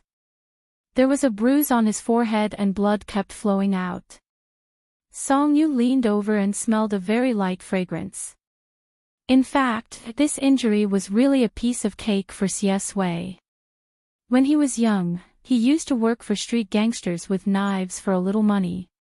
Bleeding and getting injured had become a habit. Later, when he became young master Xia of a city, he encountered those disgusting things again. He was kidnapped and assassinated. He drove a gun and jumped across the sea. Now, this small injury was really nothing. He didn't care in his heart, but he pretended to be tolerant. Xie Sui nodded. Her pale face and silent look made Song Yu's heart ache. The sound of a police car sounded from the end of the street. Just as the onlookers turned to look at the police, a voice rang out. A woman walked over aggressively from the opposite side of the street and slapped the woman who was holding the child's hand. Slap. The woman's expression was stunned. She was good at making a scene and scolding people, but she had never been hit directly. She was stunned by the slap. The woman who walked across the street raised the child's hand and looked at the slingshot. She was furious. She raised her hand and slapped the child again. "You're the bitch, aren't you?" "Ah!" the child cried even louder. The woman's eyes were red and she was anxious. "What are you doing, bitch? Ah!" Slap. Another slap. The owner of the luxury car was also a shrewish person. When she heard the word bitch, how could she tolerate it? She shouted, "Why don't you ask your retarded son what he has done? He damaged my car. Tens of millions. Can you afford to pay for it, country bumpkin?" Tens of millions. The woman was really in an ice cellar at this moment. Just now, when her son hit Xie Sui with marbles, Xie Sui was crossing the road. She didn't pay attention to whether she hit the car next to her. Regret and anxiety were overwhelming. She could only mutter, "Our child is only 5 years old. He's not sensible." The owner of the luxury car was so angry that she took a step forward. However, her high heels hit the marbles on the ground and she fell to the ground directly. She was in a terrible mood. Her irritable and arrogant temper reached its peak at this moment. A few policemen got out of the police car. They were still looking for the high school student who was almost beaten to death. Then, they heard a woman's angry roar. "The police are here. That's great. We're not done with this. Blame your uneducated son of a bitch. What an idiot. He's not sensible. I'm not sensible either."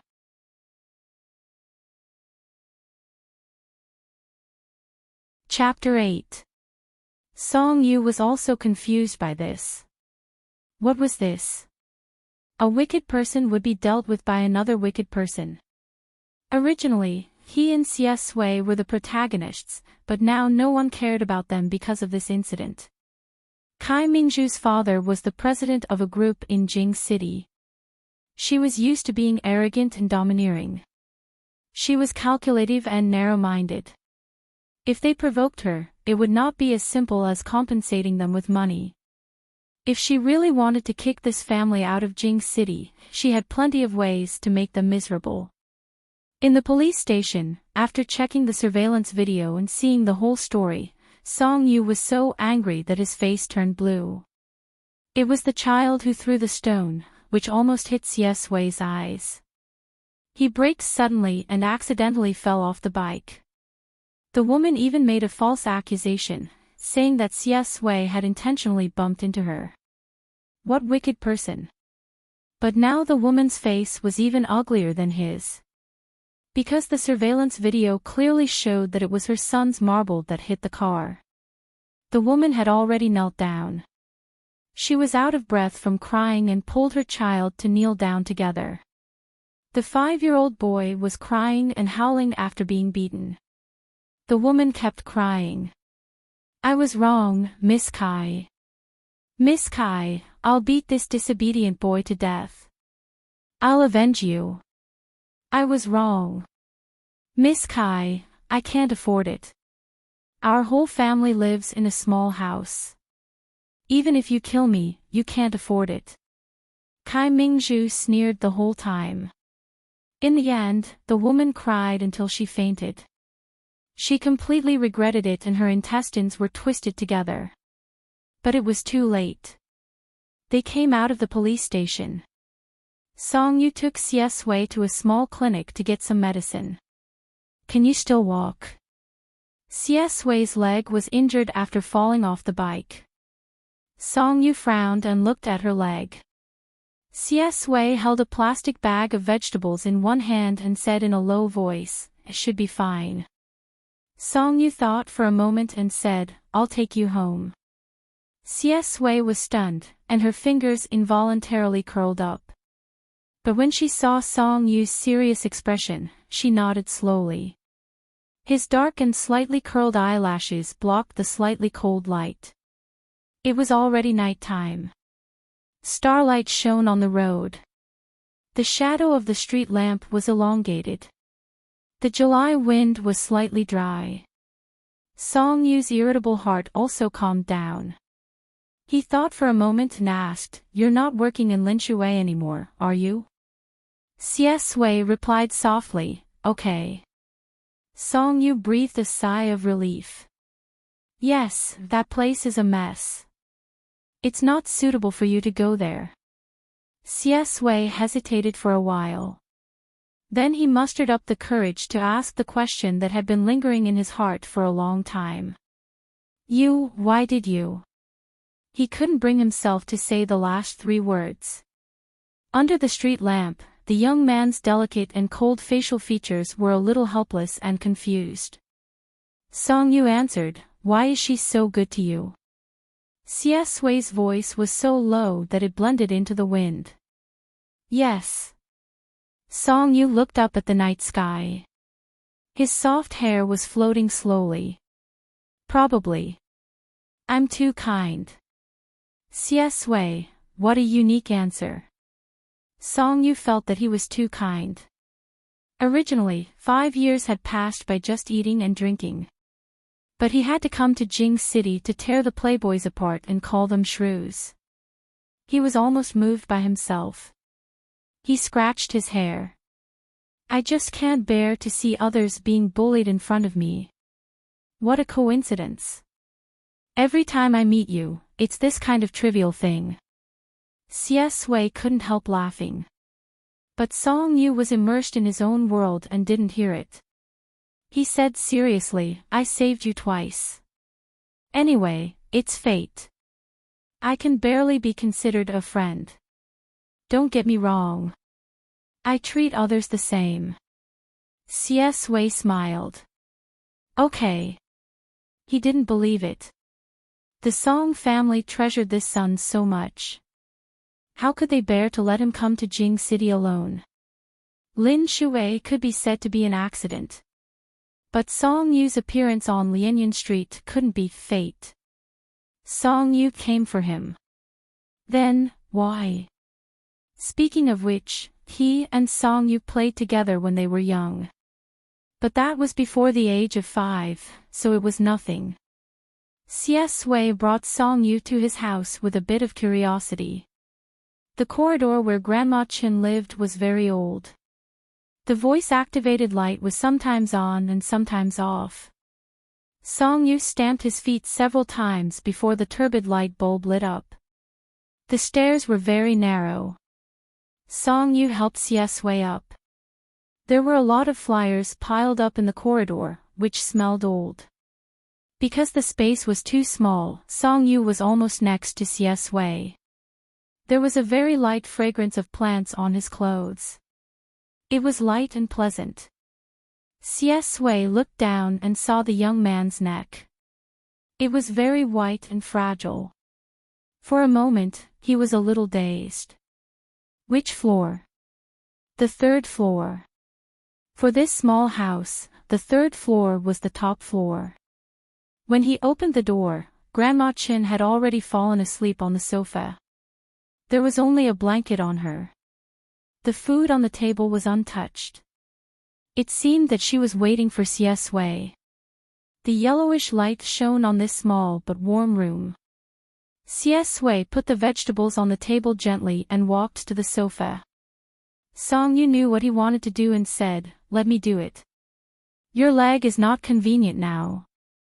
He picked up Grandma Chin. Grandma Chin was old and her eyesight was not good. She woke up in a daze. "A Sui is back. Why did you go out so late?" Song Yu said softly, "Grandma Chin, I'm C.S. Wei's friend." Grandma Chin was half asleep and murmured, friend is good." A Sui has always been alone, Song Yu thought for a long time and whispered. He won't be alone in the future. The warm yellow light flowed through the young man's eyebrows and eyelashes. It was as gentle as the old time. C.S. Wei was behind him. Her eyes were cold and noble. After a long time, he sneered and turned to wash his hands. At the same time, he threw the marbles hidden in his sleeve into the trash can. The 15-year-old C.S. Wei did not have a single friend since childhood.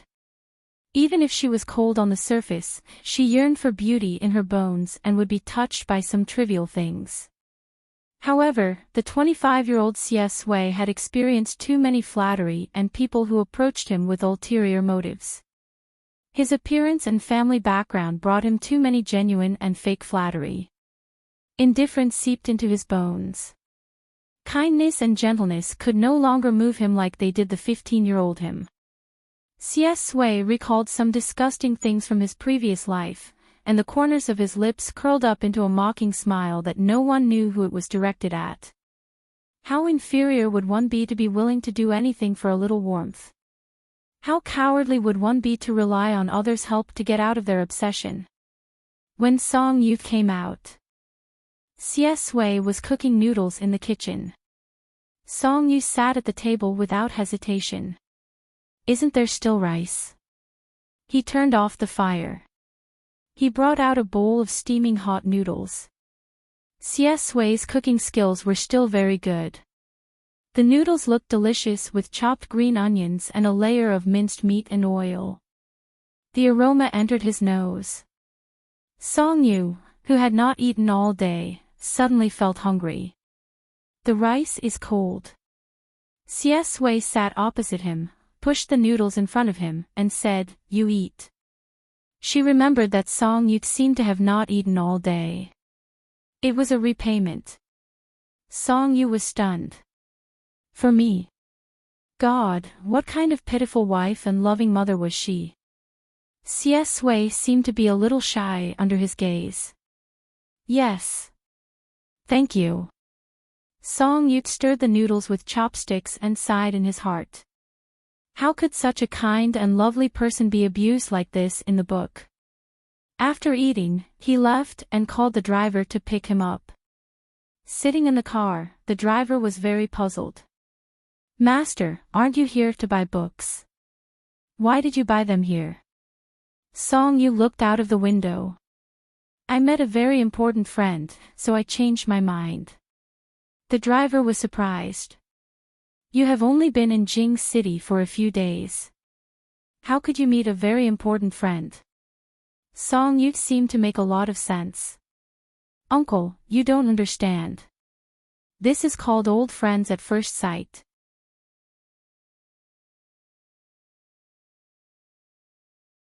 Chapter 9. When Song Yu returned home, Grandmother Meng saw that he had returned safely. She asked him a few questions and didn't say anything else. After taking a shower, he returned to his room and lay under the blanket that smelled faintly of jasmine. Song Yu received a reply from Mama Song in a city. That's good. Is you used to living in Jing City? Song Yu replied. It's good. I quite like Jing City. After thinking for a while, Song Yu said, Mom, I want to live in school when school starts. There was still a month before school started. Accommodation was a key step. Mama Song replied quickly. Accommodation. Why do you want to live in school? Song Yu said, I want to experience a lively high school. These words made Mama Song's heart ache. Then I'll discuss with your grandmother and ask her to contact the principal to make arrangements. Song Yu smiled. Thank you, Mom. Song Yu wasn't very sleepy yet, so he played with his phone. He added Ma Xiaoding on QQ. This yellow-skinned youth had a very rich mental world. His online name was Sadako Never Forget the Well Digger, and his profile picture was Sadako with disheveled hair. Song Yu was sure that he had been beaten up a lot because of this profile picture. His signature was even more Chinibu. I can climb out of the TV, but I can't climb into your heart. Song Yu. Awesome. It was amazing that he could exude the aura of being destined to be alone from his online name to his profile picture to his signature. Ma Xiaoding added him and was very excited. He first sent an emoji to test him. When he found Song Yu's name, he was shocked. Sadako Never Forget the Well Digger, fuck, brother Yu, your name is 666. Song Yu's online name was randomly chosen. He originally wanted to follow the rules, but then he thought that he was a 15-year-old teenager now. If he wasn't Chinibu now, when would he be? So he changed it to, your husband brother Yu, which was his previous name in the game, which was used to flirt with girls. Song Yu looked at his profile picture of Sadako expressionlessly. Your husband brother Yu, not as good as you. Sadako Never Forget the Well Digger, cute, cute. Not long after, Ma Xiaoding sent a message. Sadako doesn't forget the Well Digger, no. I still think that brother Yu's name is 6. If you don't change your name, I'll really think that I'm talking to my own husband. Song-yu laughed out loud. Your husband brother you, then hurry up and change your name. I beg you, don't be gay. Sadako does not forget the well-digger. Aggrieved, brother you despise me. Fortunately, Ma Xiaoding was not looking for him for nothing. As a native of Jing City, he naturally knew more about Jing City No. 1 Middle School than Song-yu did. He told him a lot of things. First, he sent a message to the group. Sadako doesn't forget the well-digger, brother you, this is the freshman group for this year's No. 1 Middle School. Join us. It was another URL. Sadako doesn't forget the well-digger, brother you, this is the campus club, the social forum of Jing City No. 1 Middle School. You can go in and see our ecological environment. I think it's quite fun. Song-yu was not interested in the freshman group, but he was really idle. He clicked on the URL sent by Ma Xiaoding and registered an account with his QQ. He was too idle, so he didn't change his name and just entered the group. The forum was on the homepage, and the top post was about the freshmen's questions. All kinds of senior sisters and senior brothers were busy. There were a lot of posts. New school bell and school bow of No. 1 Middle School, freshmen, tell us your name, height, and address. Let's meet before school starts. Do you dare to play? Hurry. Hurry. We need one of the 5 rows in the canyon. One big boss with 4 dishes. Now we have 4 dishes. Big boss is here. Hurry up. Is there anyone with a big boss who can tell me when the second cafeteria will open during the summer vacation? Song-yu browsed through the posts. The bright moonlight outside Jing City shone in, and the insects in the garden were chirping. He leaned against the pillow and browsed through the posts with a smile. This was the real world. The life of a high school teenager was carefree and colorful. However, the book Gentle Control gave Xie Sui the darkest and most obscure side of the campus. Class oppression, emotional violence, and unfairness. You shouldn't be like this. Song-yu murmured. Xie Sui was such a good teenager. He shouldn't have to bear the abuse and insults at this age. He would be an influential figure in the school. He would have excellent grades and a handsome face. Many people would have a crush on him. His name would be written in a fragrant diary by the girl. He would be a good student in the eyes of the teachers. When the teachers asked questions in class, they would always look at him with certainty and a smile on their faces. He would be the object of many bad students' flattery. Every time he had an exam, a group of people would gather around him and chatter. He would live a confident, excellent, and bright life. This should be his high school. Grandmother Meng contacted the headmaster of Jing City No. 1 Middle School. She first talked about Song-yu's situation and accommodation. She learned from Ma Xiaoding that Song-yu was passionate about learning. She also asked him what he needed to prepare for the beginning of the first year of high school.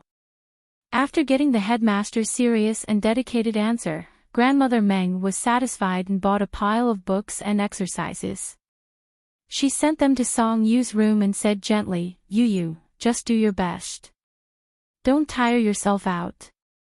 Song-yu sat on the bed and looked at the 2 piles of books on the ground with a stiff expression. He moved his lips with difficulty and said, "Thank you, Grandma." "Grandma, don't worry." He would never tire himself out. Song-yu had forgotten all his high school knowledge during the summer vacation after graduation. It was very painful for him to pick it up again. Although he didn't want to be a top student, it was really shameful to score last in the exam. Song-yu couldn't calm down at home, so he went to find Xie Sui. Before he left, he took a book and a test paper with him. Xie Sui worked at a milk tea shop. The milk tea shop was very lively now. Basically, girls were drinking milk tea in 2s and 3s. However, their eyes kept drifting to Cs Wei. They were probably here to look at handsome guys. He was tall and had long legs. He was cold and abstinent. Looking at him on a hot day was more effective than looking at an air conditioner. Song Yu ordered a glass of lemonade and sat by the window. He took out his math test paper and bitterly wrote it with a pen. When he got stuck on a permutation problem, Song Yu forgot the formula. He was so depressed that he didn't even have the mood to use his phone to search on Baidu. He simply pulled a piece of tissue paper and wrote down a 6-digit permutation. When he wasn't satisfied with the first piece of tissue paper, he pulled another one. The shop quieted down. Cs Wei saw that Song Yu's lemonade was almost empty, so she took another glass and went over. When he came over, Song Yu didn't notice him. He was concentrating on the test paper. Song Yu's eyelashes were curled up like a baby's. The sun shone through the camphor trees outside the street and hit his face. He looked strangely obedient. Cs Wei saw that he was so serious that he even looked at the test paper. After seeing the question clearly, Cs Wei fell silent. 7:20. A slightly cold voice sounded above his head. Song Yu's pen stopped. He was a little angry that he was interrupted. I was about to calculate it. You interrupted my train of thought. Cs Wei, how could your simple algorithm have anything to do with train of thought?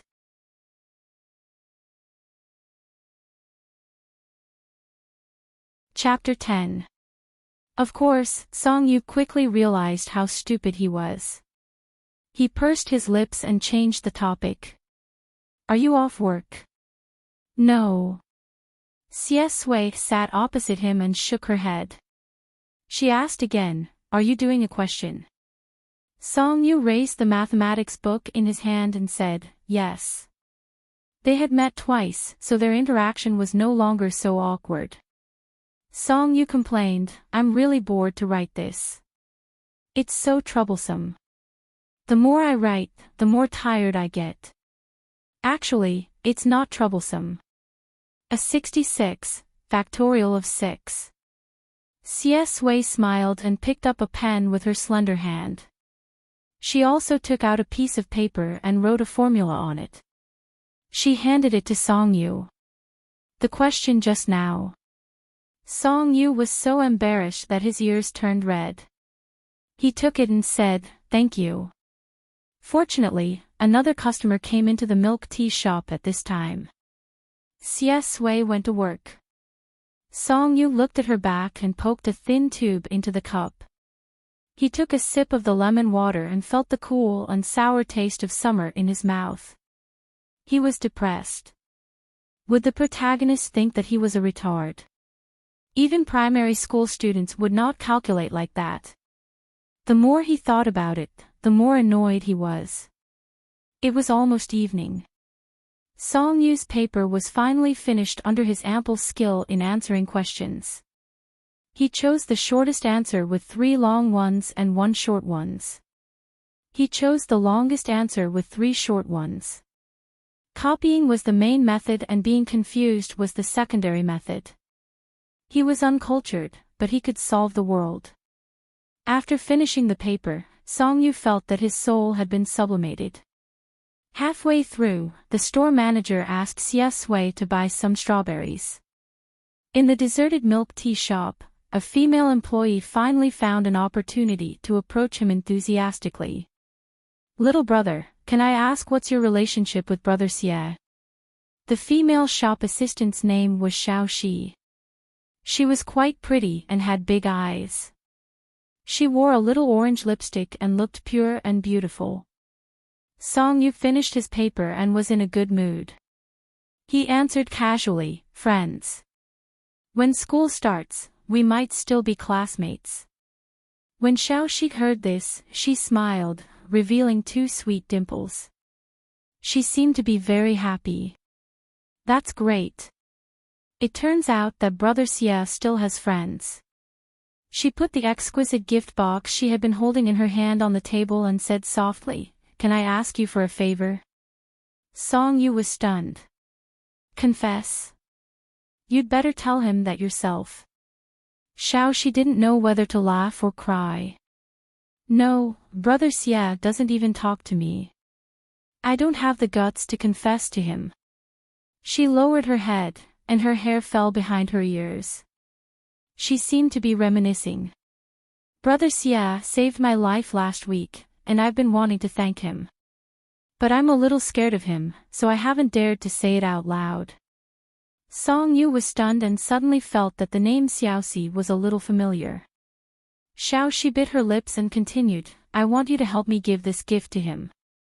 Brother Xia might have forgotten, but I really want to thank him.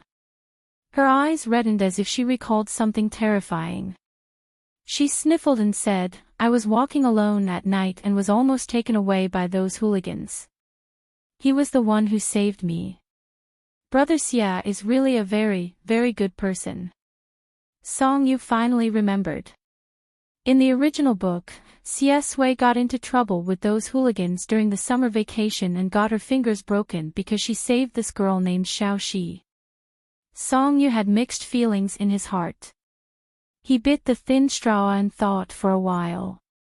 He shook his head and said to Xiao Shi, since you think he's a very good person, why are you still afraid of him? Xiao Shi was stunned. Song Yu's eyelashes trembled slightly. Why don't you thank him in person? Maybe he hasn't forgotten. Maybe your gratitude will make him happy for a long time. Maybe he's been waiting for you. Xiao Shi's face was helpless and confused. Song Yu's words entered her ears. The girl's reddish eyes slowly became clear again, and they shone with a determined light. She held the delicately wrapped gift box back in her hand, took a deep breath, got up, and bowed to Song Yu. Thank you, I understand. Song Yu stirred the lemon slices and lime in the glass with a thin straw. He looked at Xia Sui, who came back with strawberries and suddenly received a gift at the door. Her expression was stiff. He couldn't help but lower his head and smile. He went into the book and came to Xia Sui's side. He felt sorry for this kind and innocent boy. He wanted him to get rid of the misfortune of the original book and live like he should at this age. He didn't want to be liked by him, nor did he want to be an indispensable person by his side. He wanted Xia Sui to see the gentleness of this world. It was not just his gentleness. The milk tea shop closed at 9 o'clock. As usual, Song Yu asked the driver to wait for him at the street intersection. After Xiao Shi gave the gift, her face was still red, but she was much bolder. Seeing that Song Yu was about to leave, she urged him. Brother Xia, go and see her off.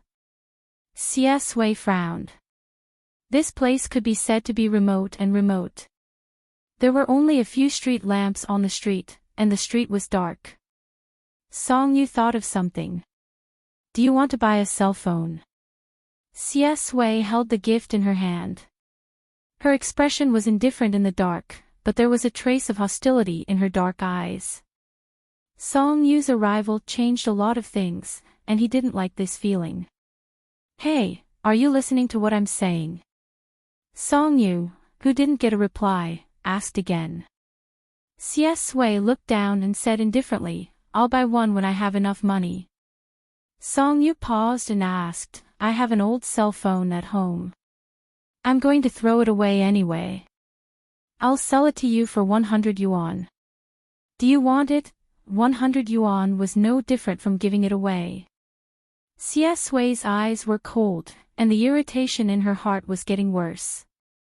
She licked her teeth and smiled. Okay. Xia Sui agreed so readily that Song Yu was stunned. He thought that with Xia Sui's sensitive and inferior character, he would have to say something like, I'll throw it away even if you don't use it, to persuade her. Okay, I'll bring it to you tomorrow. Then I'll accompany you to get a card. Song Yu was a little excited. This way, he could directly contact Xia Sui with his cell phone. He wanted to say something, but suddenly, a whistle came from the front. A young man's hooligan words came. "Hey, isn't this our big hero? I've been looking for you for a long time, and now you've delivered yourself to me." Song Yu turned his head and looked forward. Under the street lamp, a few hooligans were squatting and smoking. They had yellow hair and were wearing leather jackets. They put out the cigarette butts with their feet and walked toward them with a fierce expression. To be exact, they were walking toward Cs Wei. The young man in the lead was thin and sallow. There was a hideous scar on his face.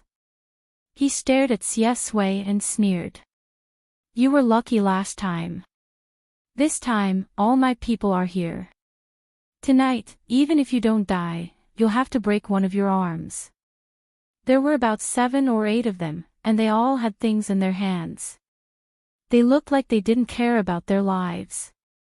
The chains on their clothes reflected the light, and their eyes were extremely vicious. Song Yu thought, "Oh, here comes the big plot point in the original novel. Here comes revenge." He was a little regretful that he didn't bring a bodyguard today. In the dark, Cs Wei coldly twitched the corner of his mouth. The hostility and ruthlessness on his handsome face were more intense than this group of people's. It just so happened that he was feeling very irritated, and this group of people was here to help him vent his anger. He reached out and grabbed Song Yu's wrist. His voice was low and cold. "I caused this trouble. You go first." How could Song Yu leave him alone?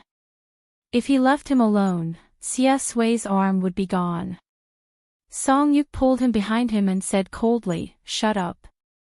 I'll do it." Cs Wei was speechless. The leading hooligan with wine-red hair laughed. Song Yu was dressed like those obedient boys, and he was holding a math book in his hand. He was clean and handsome, and he didn't look intimidating at all. He spat on the ground, took a step forward, and grabbed Song Yu's collar. "Don't meddle in things that you shouldn't meddle in. Be careful not to get yourself into trouble. But since you've already meddled, just admit that you're unlucky, little chick. I like to beat bookworms the most. It's best if you become stupid." He grinned and waved his arm. It looked like he was going to hit Song Yu against a telephone pole. Cs Wei's expression turned cold. But the next second, there was a scream on the street. The person who was thrown to the ground was actually the red-haired hooligan. In a flash, Song Yu counterattacked and kicked him in one go. The young man's light brown hair brushed his eyebrows and eyes. His seemingly obedient and docile facial features revealed a fierce look. The red-haired hooligan covered his stomach on the ground. He looked up and glared angrily. "You're courting death. Let's see who dies first." Song Yu sneered. He rolled up the math book in his hand, stepped on Hong Mao's arm, and hit him on the head with the book. Every hit was full of strength. The people next to him were stunned.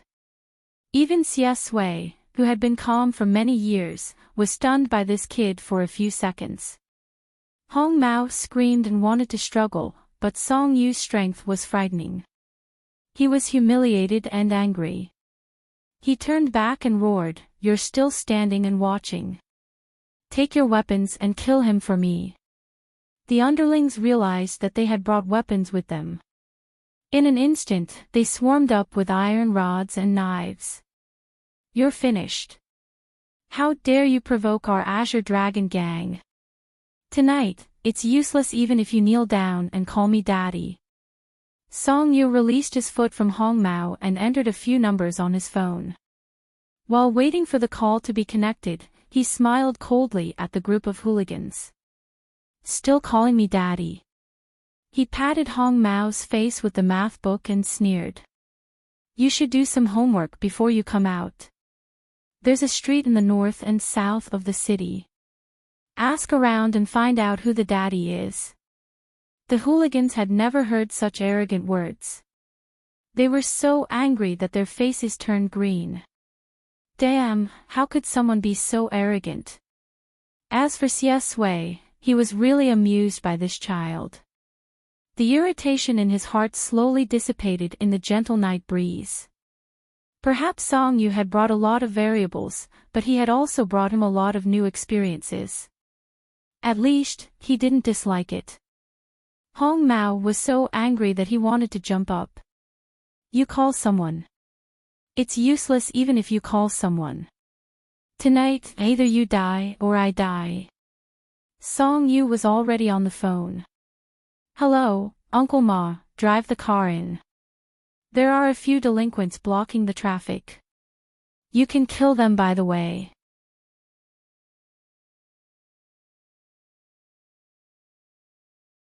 Chapter 11. When Uncle Ma received the call, he was confused. What?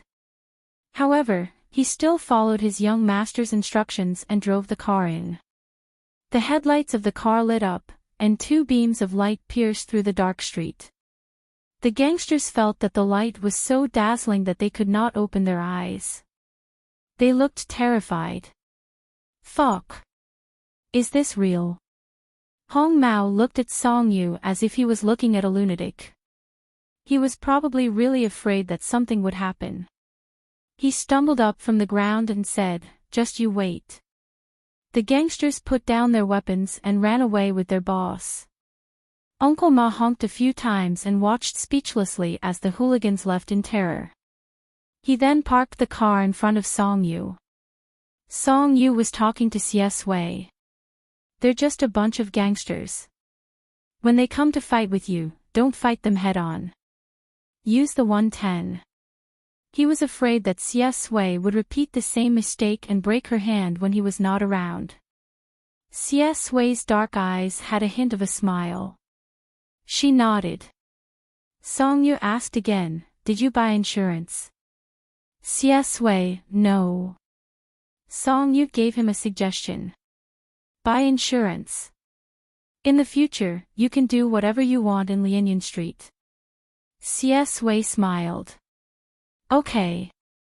Uncle Ma, young master, I think there's something wrong with your thinking. Uncle Ma sat back in the car. He held the steering wheel and asked curiously, "Young master, is this your old friend?" Song Yu, "Yes." "Isn't he handsome?" Uncle Ma laughed. "He's very handsome. He's as handsome as you." When he got home, Grandmother Meng asked him about his studies.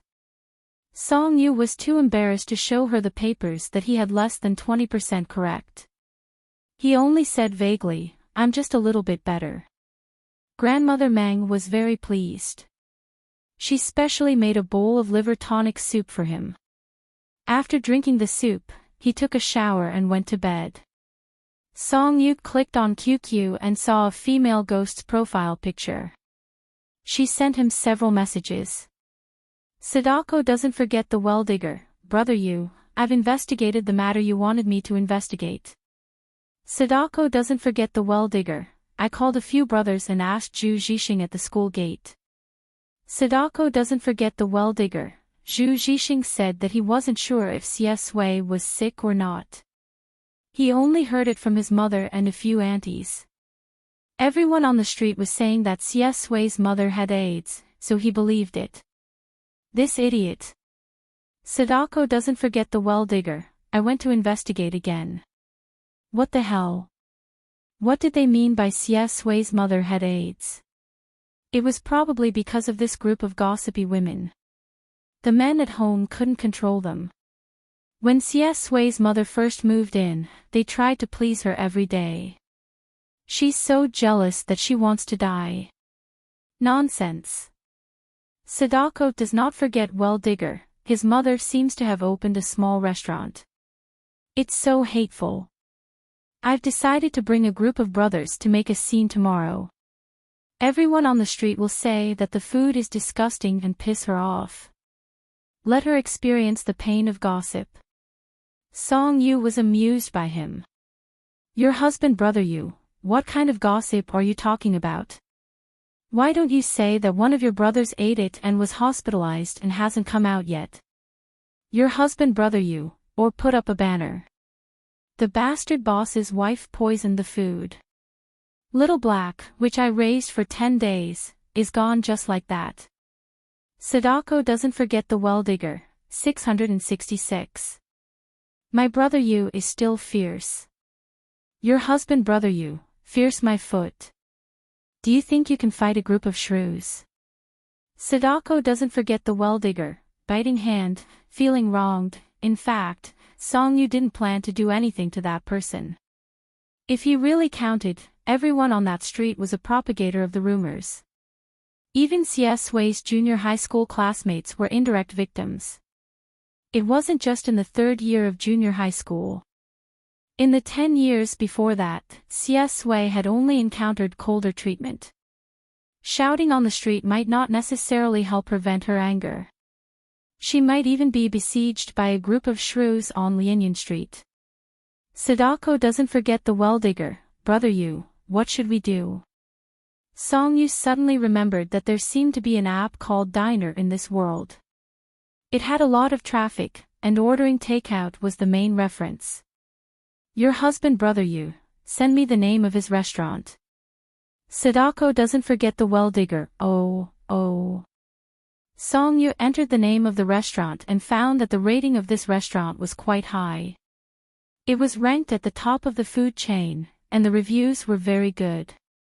Looking at the mechanical reviews, he guessed that they were all fake. Diner was now doing an activity related to limited ratings. The winning restaurant would get a reward of 10,000 yuan. Each user could only vote for a restaurant once. Song-yu narrowed his eyes. He took a screenshot and forwarded it to his sister. Song-yu, with this app, get me 500 accounts. Song Weining. Song Weining, what's wrong with you? My poor brother. Song Weining, did mom and dad deduct your living expenses? Did grandma throw you out of the house? Song Weining, have you fallen to the point where you have to rely on fake orders to make a living? Song-yu, yes, sister. Song-yu, I'm wronged. Don't say it cack, who didn't know how to act cute. Song Weining. Og. Song Weining, what do you want 500 accounts for? Song-yu, to accumulate virtue and do good deeds. These 4 words were full of murderous intent. Fortunately, Song Weining was reliable. He found 500 accounts and sent them to him. The accounts and passwords were neatly arranged. Song-yu couldn't be bothered to deal with the internet water army. It was better for him to vent his anger on himself. The next day, he sat in the milk tea shop as usual. This time, he changed to a chemistry test paper. She bit her straw and sat opposite him. She was puzzled. Brother you, what are you doing? It's been 2 hours. Why haven't you done a single multiple choice question?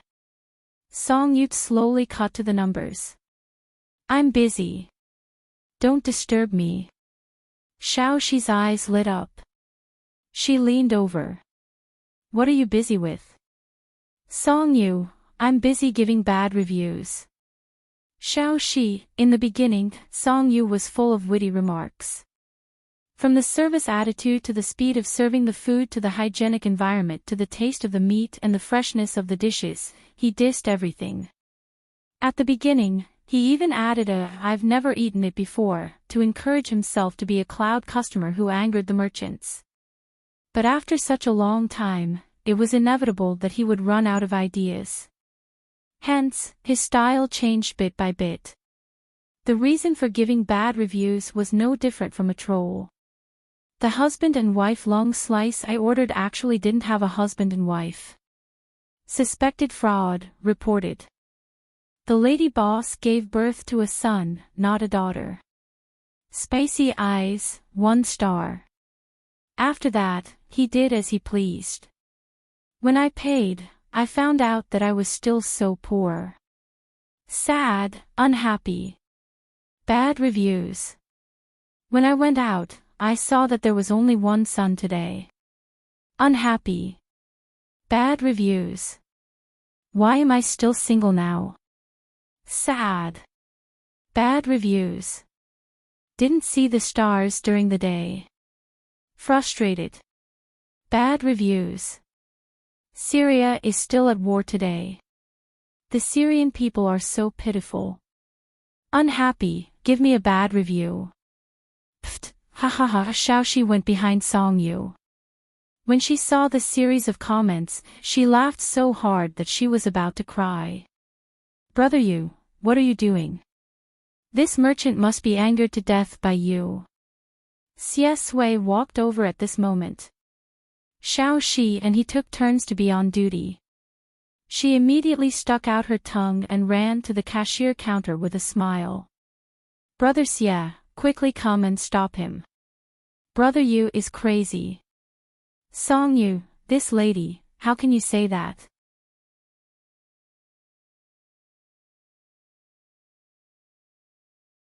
Chapter 12.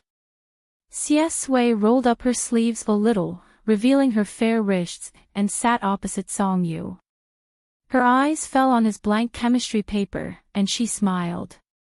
You don't have any ideas at all. Why didn't he use God's way of rewarding the diligent? Song Yu's mind was not on the paper at all. He asked Xie Sui, do you still remember a person called Zhu Zhixing in your junior high class? Xie Sui was stunned. Her memory was very good, and she remembered in a moment. That idiot who did nothing but unite the whole class to isolate her every day during the 3rd year of junior high school. What's wrong with him? Xie Sui's tone was indifferent. She did not care at all, but on the surface, she still pretended to be surprised. Song Yu looked at her face and thought that Zhu Zhixing was really Xie Sui's nightmare in junior high school, and he became even angrier. Do you have anything to say to him? I'll write it in his damn shop for you. He thought for a moment and threw his phone to Xie Sui. Forget it. Maybe it's better to scold him to vent your anger. I have 1,000 accounts. You can scold him as much as you want. Xie Sui lowered her head and saw Song Yu's phone page. It was under Zhu Zhixing's mother's restaurant. The list was full of 1-star comments, and one of them was posted 3 seconds ago. I was so angry that I missed a breath of air today. Your restaurant has to be responsible for me. 1 star. There were even more unreasonable ones above. When I eat, I think of the poor people in Africa. They're so pitiful. Give me a 1-star rating. Xie Sui. Song Yu drank milk tea and chewed pearls. Don't be polite with me. Scold me as much as you want. Xie Sui could not help but laugh. For some reason, she was always amused by Song Yu's actions. Thank you, but there's no need. Song Yu widened her eyes and looked at him. Is it not enough? Shall we go and beat him up when school starts? The summer light shone through the glass window and fell on Song Yu's eyelashes. The young man's eyelashes were very curly, and they were covered with a layer of faint gold. He was biting on a thin tube with his teeth, and his hair was light and soft. He looked obedient and gentle. Xie Sui thought of last night. Song Yu's sharp eyes and cold smile under the light. This child's tone was also extremely arrogant. He smiled and shook his head. No need. Song Yu glanced at him, took the phone, and continued to cause trouble. The milk tea shop was very quiet now. The camphor tree outside was rustling in the dry and hot wind. Xie Sui touched his right wrist subconsciously. This was his habitual action when he was thinking. However, he found that there was nothing on his wrist. There was no watch. His black eyes narrowed as he realized that he was now 15 years old. Xie Sui was not obsessed with being reborn. In his previous life, he would not let go of any of the grudges that should be avenged, and not a single one of the people who deserved to die was left behind. When he was a teenager, his only regret was probably the death of Grandma Chin in his 3rd year of high school. Other than that, there was nothing else that could affect his emotions. Even when he went to Lin Shui to collect evidence of Wang Baiden's drug abuse, it was also the Wang family who provoked him first. As for that mother and son, they only had themselves to blame. After being reborn, young Master Xia, who was a bloody man in his previous life in a city, had a clear mind and few desires. After work at the milk tea shop, Song Yu took Xia Sui to get a card. After you got a phone, we contacted each other online. I come here every day now. Even my grandma is curious. Walking on the street, Xia Sui smiled faintly. What did you say to her? Song Yu, what else can I say? Didn't you get first place in the exam? I told her that I knew a top student and came here to learn from him. Xia Sui smiled and thought of Song Yu's unbearable math paper yesterday. What an honor. However, there was no need to ask. It was hopeless.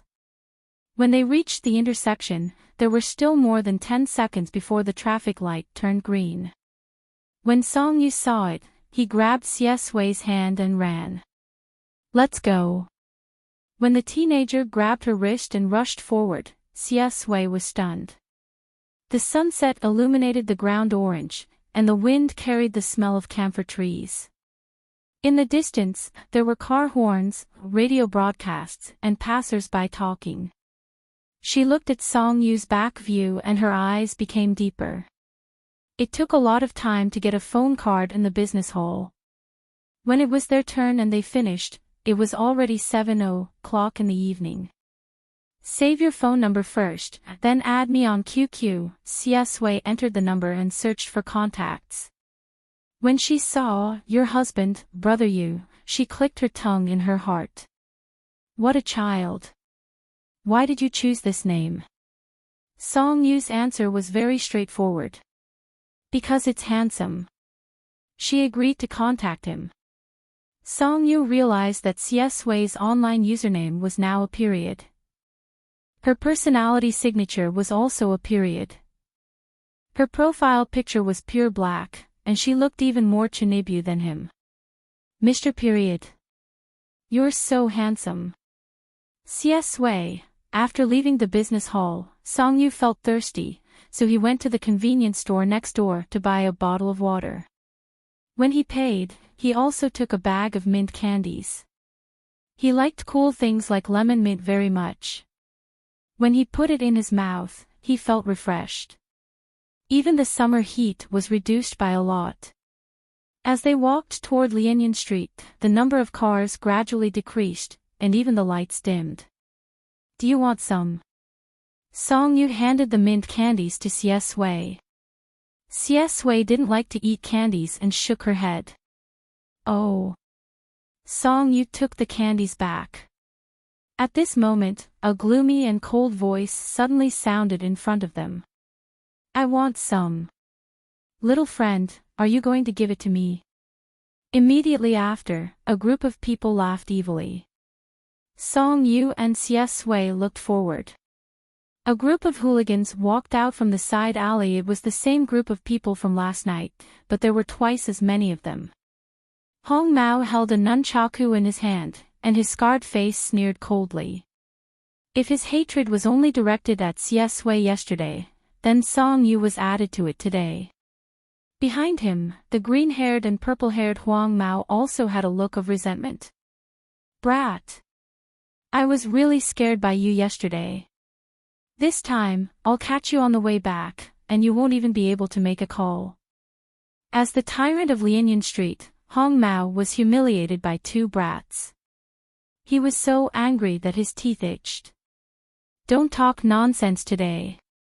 Let's beat them up first. The lackeys behind him were also angry after being made a fool of yesterday.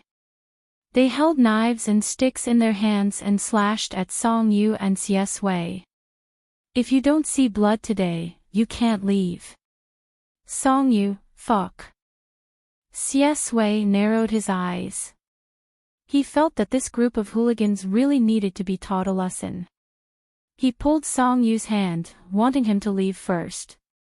Unexpectedly, Song Yu stood in front of him again, just like yesterday. Hong Mao laughed sinisterly. Are you afraid? It's too late to be afraid. Song Yu, of course I'm not afraid of you. Seeing blood. Good. He rolled up his sleeves. He shouted in annoyance, I lack everything, but insurance. If you lose a drop of my blood, you'll go bankrupt. CS Wei. Hong Mao's group was intimidated at first, but then they remembered that they were made a fool of yesterday. They were instantly furious. You're still so arrogant when you're about to die. You're finished. CS Wei, I'll do it. But he stopped himself from saying the last word. Because Song Yu had already grabbed his hand and ran to the other side of the street as fast as the wind. Let's go. 1 second after he said those harsh words, the next second, he turned around and ran. The hooligans were stunned. When they realized that they had been fooled, they were so angry that they stomped their feet. You can run. I'll call you father today.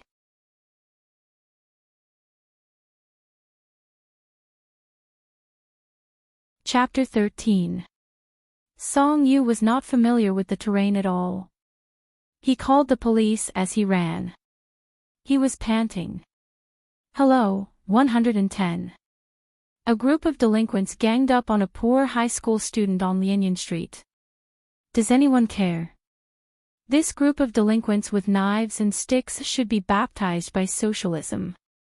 And Liang should be eradicated by the police. The police felt that these words were a bit familiar. This student. Were you also the one who called the police and got beaten up last time? However, Song Yu had already hung up. There were many alleys on Lianyan Street. The moonlight was blurred and the stars were dim, leaving long shadows of the street lamps. Song Yu walked around and finally found himself in a dead end. Fuck. They had temporarily shaken off the gangsters by turning left and right. However, this alley was very deep and connected to the main street. It was too dangerous to go back the way they came. Song Yu looked to the side and saw a trash can. He looked up at the height of the wall, gritted his teeth, and pointed up. Let's climb over. Xie Sui tilted her head and looked at him seriously with her dark eyes. Are you sure? Song Yu had already started to push her. Go up. The trash can was made of plastic. Song Yu only dared to step on the edge and had to use Xie Sui's strength to climb up the wall. After they sat on the wall, Song Yu turned his head back and cursed in the middle of the night. Fuck. Behind the wall was a family's yard. The fence in the yard was very sharp and had glass shards. If they jumped down, they would only see thorny bushes. Moreover, there was a sleeping dog. Song Yu, damn, he was afraid of dogs. At this time, Xie Sui had already sat down beside him very easily. The wind on the wall, the moonlight, and the street lamps were all different. The view became farther away, and the whole night seemed quieter. Song Yu didn't know how many mint candies he had eaten along the way. Even the wind carried the smell of mint candies. It was cool, sweet, and slightly spicy. Xie Sui followed his gaze and looked back. She lowered her voice and asked with a smile, "What should we do now?" Song Yu had been arrogant for so long, and for the first time, he was silent. Found it. This way. At this time, the thugs also caught up and blocked the dead end of the alley. When they saw the two sitting on the wall, they immediately laughed wildly. Brat, you're here. Ha ha ha ha, you're the ones who forced yourselves into a desperate situation. Song Yu wasn't afraid of fighting with them. He had learned so many years of fighting in his previous life. He had been a school bully since he was a child. He wasn't afraid at all. However, they were armed with knives and rods, and it was difficult for him to explain to his grandmother that he was injured. If Grandmother Meng got serious and got to the bottom of it, he would never be able to see Xie Sui again. Hong Mao spat out a mouthful of phlegm, put the nunchaku on his shoulder, and walked with swagger. Sitting on the wall is a live target. You were so arrogant yesterday. Today, I'll make you cry and kneel. The green-haired man behind him asked a question, but boss, what are we going to do if they don't come down? Hong Mao greeted him with a palm strike and cursed. Are you an idiot? Why did they have to come down? Throw whatever you have in your hands and throw it at his face. Only then did his underlings obediently listen to his orders. When Song Yu heard this, he couldn't stand it anymore. He sneered and was about to jump down from the wall. However, when he looked down, he had accidentally kicked over the trash can. Song Yu was a little afraid of heights. Now, he felt dizzy for a second. At this height, would he break his leg if he jumped down? Seeing his pale face, the red-haired man laughed even more wildly. Go on, go on, go on. Today, I'll show you who's the boss of this street in the south and north of the city. Xie Sui admired Song Yu's changing face for a while. She held back her laughter and asked, Where are you going? Song Yu's principle in life had always been to not lose to others. He rolled up his sleeves and said coldly, Just go down and do it. Xie Sui was really amused by this kid. She held him down and laughed. Forget it. You were the one who did it last time. I'll take care of it this time. Song Yu was stunned and looked up at her. The stars in the city were dim, but the dim yellow street lights were obvious. The young man's eyes were smiling, and his peach blossom eyes were curved outwards. He had a unique charm. He was calm and elegant. Don't do anything stupid. Before Song Yu could finish speaking, he saw Xie Sui jump down from the wall with ease. Her landing posture was especially handsome. Hong Mao was stunned. Then, he gritted his teeth. Are you courting death? Xie Sui smiled. I'm coming down to be a father. Song Yu pressed his fingers against the wall. His mouth was wide open. He was shocked. Isn't this protagonist a little different? Hong Mao's green-haired and purple-haired Huang Mao's group instantly exploded. Xie Sui. Is it fun to be a hero? I'll let you show off. This time, I'll break your leg. They shouted that they would break his leg. However, Song Yu, who was sitting on the wall, saw Xie Sui move swiftly and without any hesitation. He grabbed a steel rod and bent two gangsters at the waist.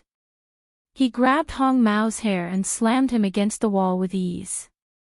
He used all his strength with every hit, and the wall bled.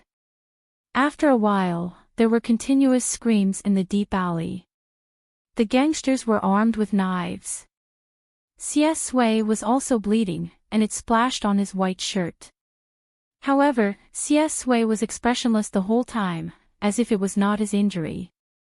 Under his dark and messy bangs, his eyes were frighteningly vicious. He grabbed a knife from a gangster and stabbed his palm. Blood spurted out and splashed on the young man's delicate eyes. He bent over and sneered. His voice was playful and dangerous. I'll teach you what it means to see blood. Song Yu sat on the wall and was stunned. Fuck. Fierce. There were injured gangsters lying on the ground at his feet. Xie Sui's rationality was awakened by Song Yu's voice. He lowered his eyes and restrained his emotions. The police would be here soon. He could not kill them. The summer night wind turned cold. Xie Sui threw the knife in his hand on the ground, raised his hand to wipe the blood on his face, walked to the wall, and looked up. He and Song Yu were on the wall, and one was under the wall. One was looking up, and the other was looking down. Do you want to come down? He asked softly. The ferocity just now seemed to have disappeared in a flash. The young man in the white shirt stood at the entrance of the deep alley. The cold moonlight flowed on his delicate face, and his eyes were dark and serious. Clean and gentle. Song-yu came back to his senses, but he didn't feel good about it. Looking at Xie Sui's fighting posture just now, he remembered Ma Xiaoding once said that he worked for gangsters outside of school. He suddenly felt very distressed. What kind of fighting style was that? It was as if he didn't care about his life. The quiet night made people emotional, but Song-yu's emotions could not last for a second. Because when he lowered his head, he found that the problem was still there. The trash can had fallen. How could he get down? He could not let Xie Sui lift it out of the trash. I can't go down. He was a little afraid of heights. Why did he encounter all kinds of unlucky things today? Xie Sui stared blankly for a moment before realizing what was going on. He smiled. You jump down. I'll catch you. After all, he was the main character in Gentle Control. His smile was gentle even to the stars and the moon. Song-yu lowered his head. There was a little hesitation in his eyes, but in the end, he nodded solemnly. Then catch me accurately. Xie Sui smiled. There was an indescribable gentleness in his tone. Okay. Song-yu gritted his teeth, closed his eyes, and jumped down from the wall. At this time, the siren of the police car sounded on the street. The headlights shone into the deep alley. In the dazzling light, Song-yu fell into an embrace with a little smell of blood. He held Xie Sui's shoulder to cushion himself and stood steadily on the ground. And for Xie Sui. The moment Song-yu jumped down, it was more like stars falling from the sky. She fell into his arms. The minty wind. In the midsummer of Jing City, it was a minty hug.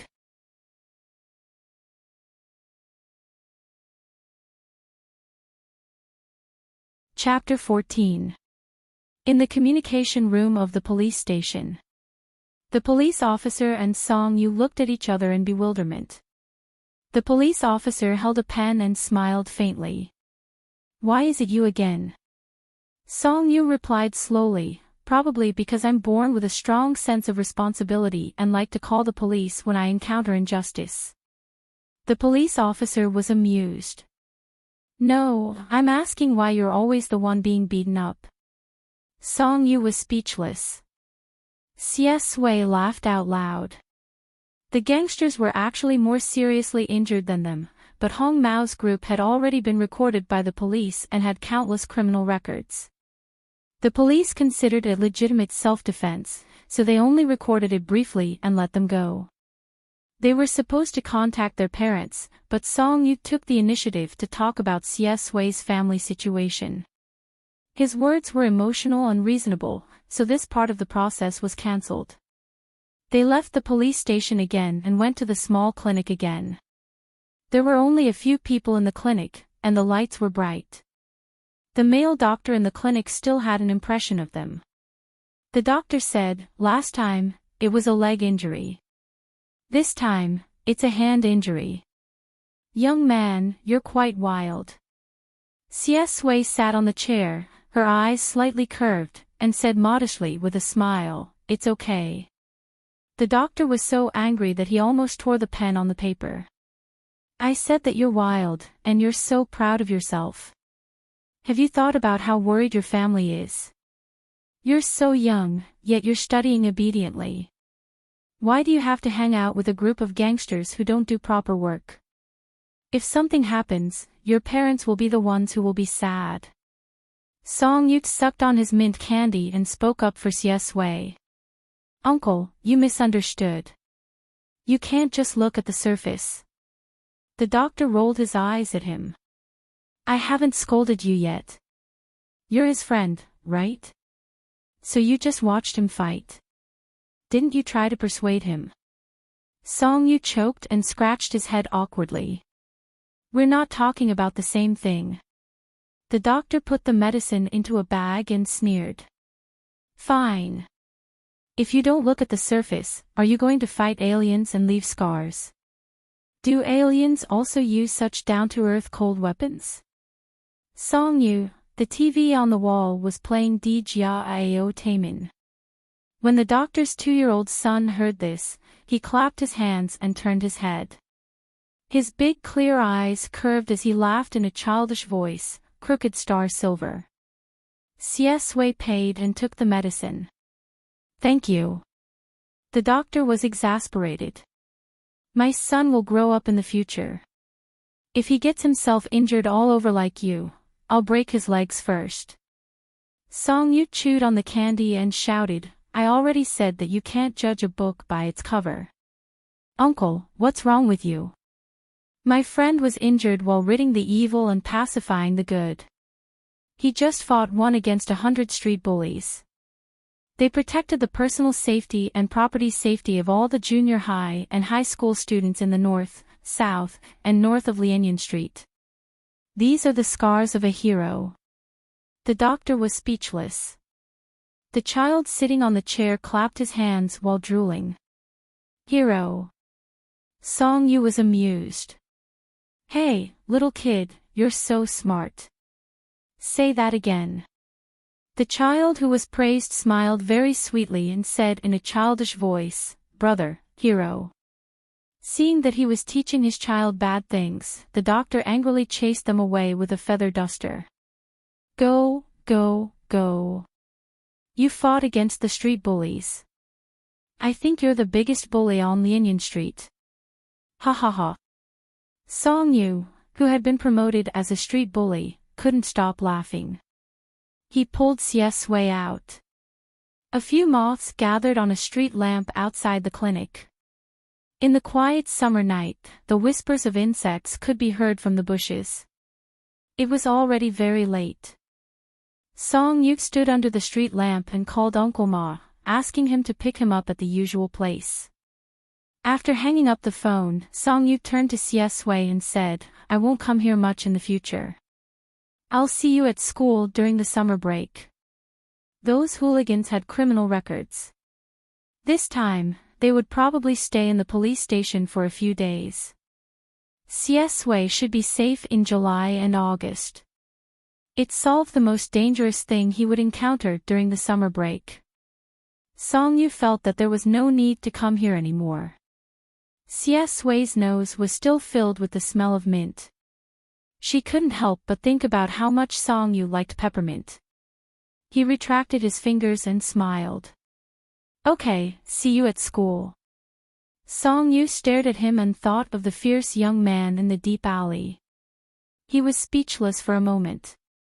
For a moment, he felt that he didn't understand Xie anymore. But it seemed that he never really understood her. He got into the car. The car left the remote residential area and headed towards the bustling city center. The neon lights shone on Song Yu's thoughtful face. Uncle Ma asked, Young master, are you still here to look for your old friend? Song Yu came back to his senses. Yes. Uncle Ma said, you come here every day. Old madam is suspicious. I think if you come a few more times, she will meet your classmate. Song Yu laughed. I'm not coming. Actually, it wasn't a big deal for Grandmother Meng to meet Xie. It was just that he promised 008 that he couldn't appear by Xie's side as the third young master of the Song family. In the future, he planned to fabricate an identity as a distant and poor relative of the Meng family.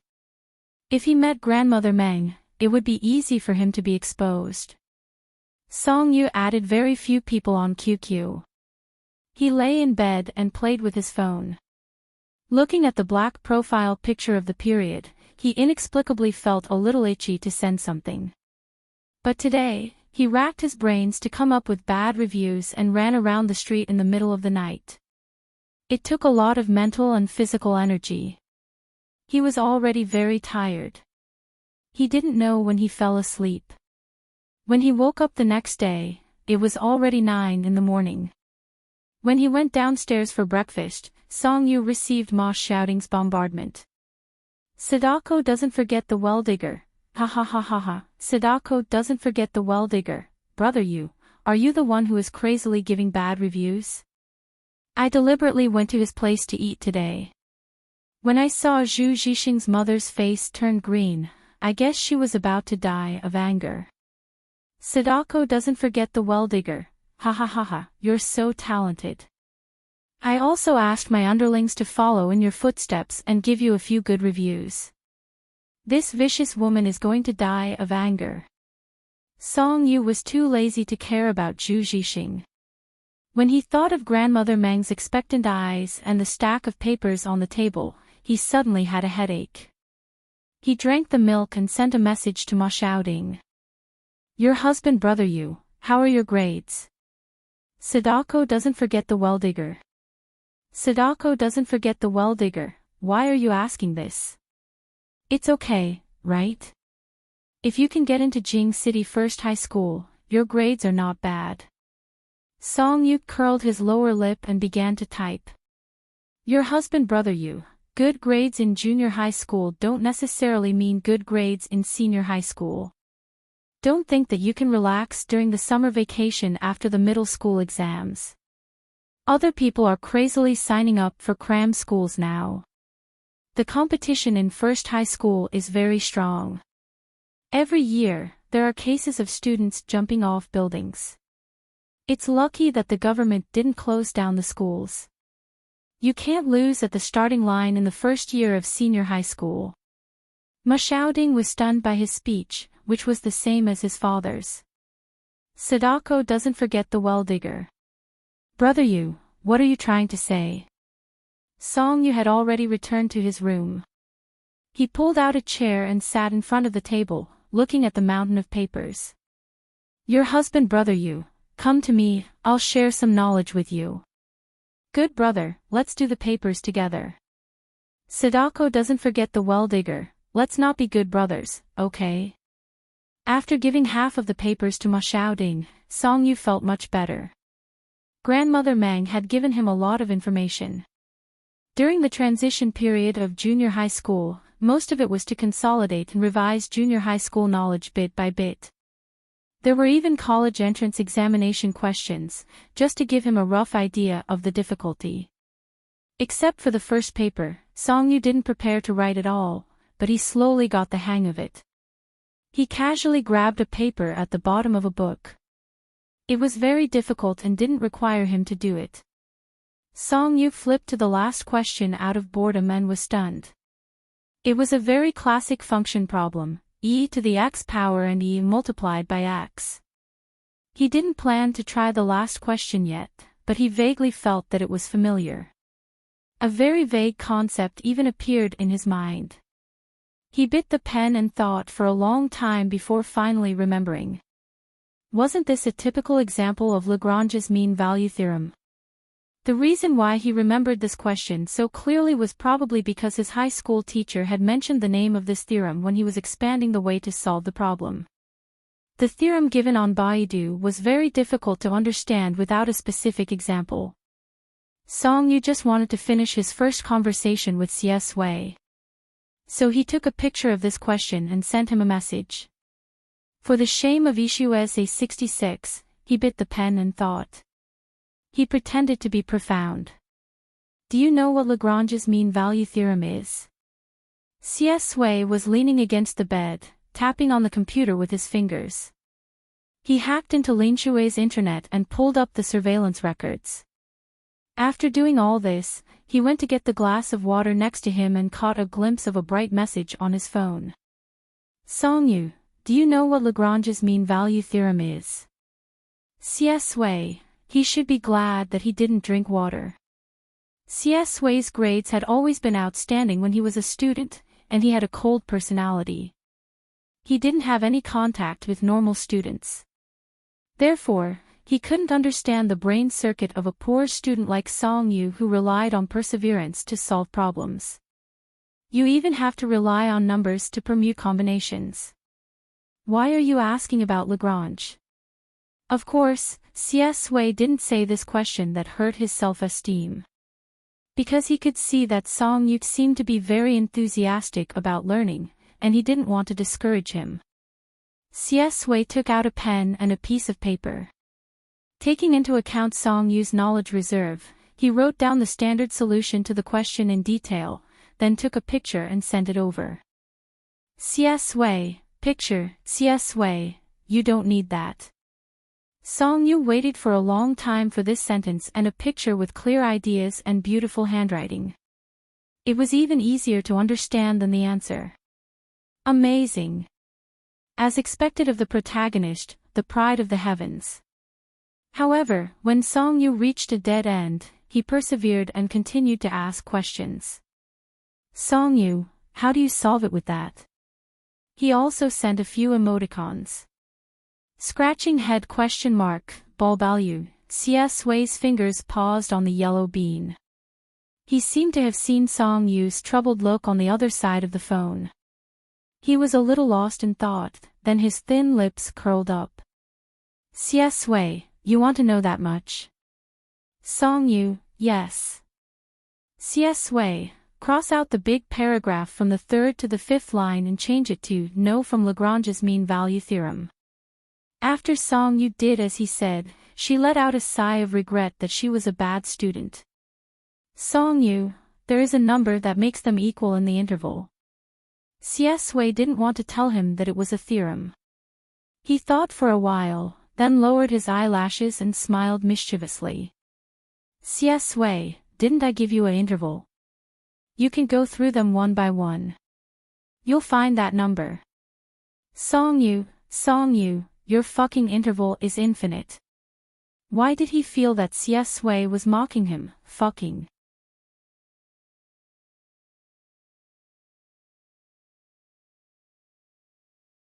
Chapter 15.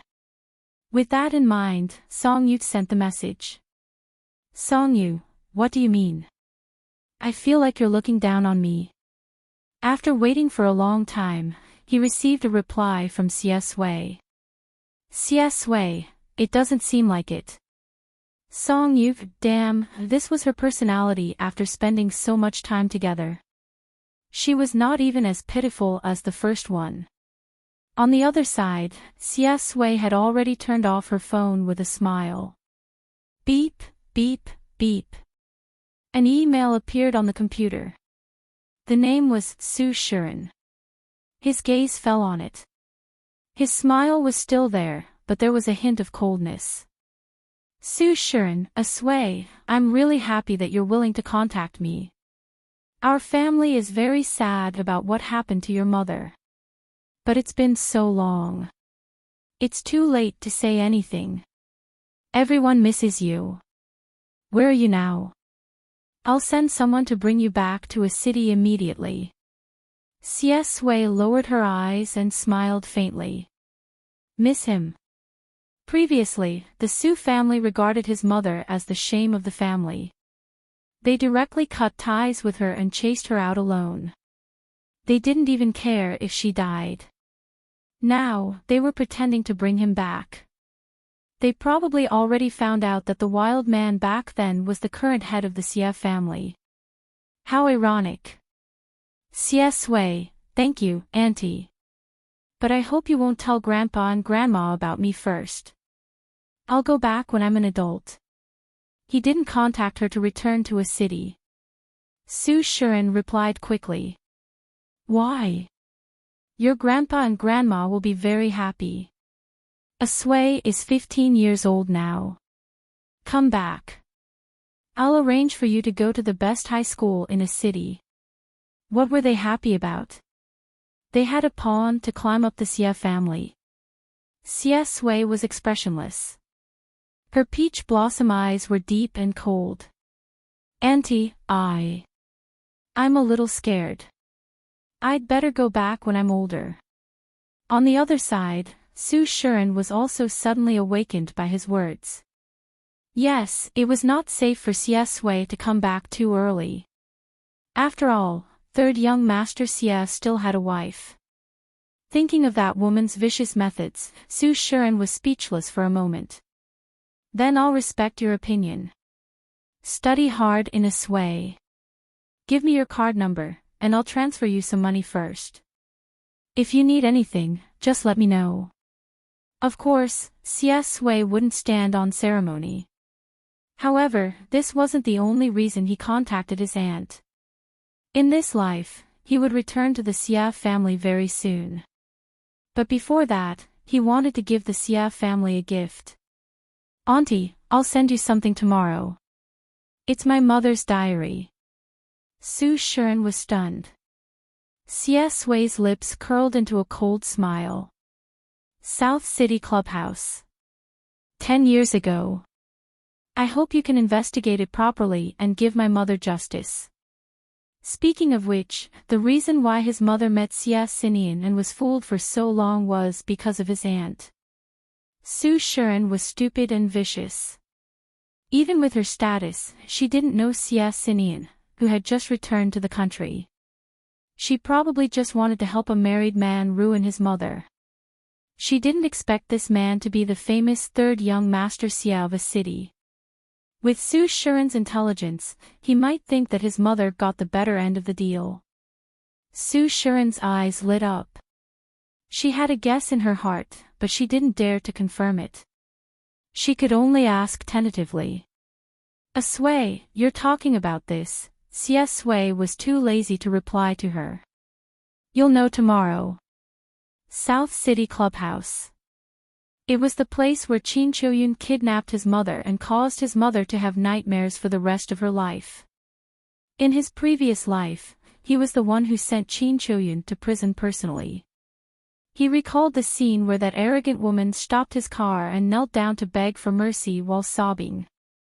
Xia Sui touched his wrist. Anger flashed across his eyes. In fact, at that moment, he wanted to hit her with his car. But now that he was reborn, his hatred for Qin Choyun wasn't as deep as it used to be. He just wanted them to bite each other.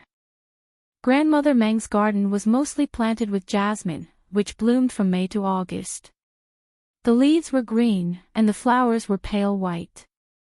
After the rain, they looked fresh and elegant. Song Yu took the scissors from the gardener and tried to cut it twice.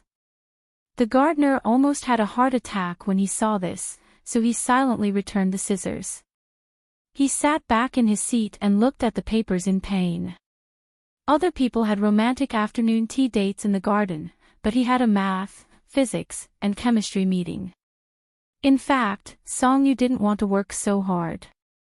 Yesterday, the grumpy Papa Song finally found out that he had transferred schools. He flew into a rage and directly called him from a city, scolding him to his face. At that time, Song Yu was still lying in bed playing with his phone. Suddenly, he received a message from his sister. Song Weining, you're finished. Dad knows. Song Weining, Mom wanted to cover for you and tell Dad about this when you enter school. I didn't expect him to come back first. Song Weining, light candles, before Song Yu could reply, his phone rang. It was Dad. Song Yu. After he picked up, he was met with a scolding from the grumpy President Song. Song Yu, you're very bold. You've grown up, haven't you? You transferred to Jing City as soon as you were discharged. Don't you know what's wrong with your body? Song Yu, I'm sorry, Dad. I really don't know. Isn't this a medical problem? President Song, you even colluded with your mother and sister to lie to me. Don't you care about me, the head of the family? Song Yu was speechless. You're the one who gave yourself the title of the head of the family. President Song, I'll explain the situation to your grandmother later. Pack up and go back to a city tomorrow. Song Yu was anxious. Don't, Dad. President Song, it's useless to beg me. You should have known this day would come when you came to Jing City without saying a word. Song Yu was speechless with this menopausal man. Thinking of the papers during the day, he suddenly had an idea. After a moment of silence, he said deeply, Dad, actually, I came to Jing City to study better. President Song, ? On the other side of the phone, there was silence before the storm. Before he got angry, Song Yu hurriedly said, "Everyone in a city treats me like a clay Buddha. The school doesn't even allow me to attend physical education classes. They also ignore me when it comes to labor. I'm simply embarrassed in front of my female classmates. This has seriously affected my mood, thus affecting my learning efficiency." President Song, Song Yu, in a city, there are all of you, uncles and aunts. Everything I do is monitored. Without the opportunity to develop feelings, friendships with female classmates of the same age, I also have no right to move freely. Even when I go to the library, I have to be watched. This is too cruel for a 15-year-old teenager who loves to study. President Song suppressed his anger. You can't stop talking about studying. Do you love to study so much? Song Yu knew that his father had been shaken. It was still useful to cry miserably.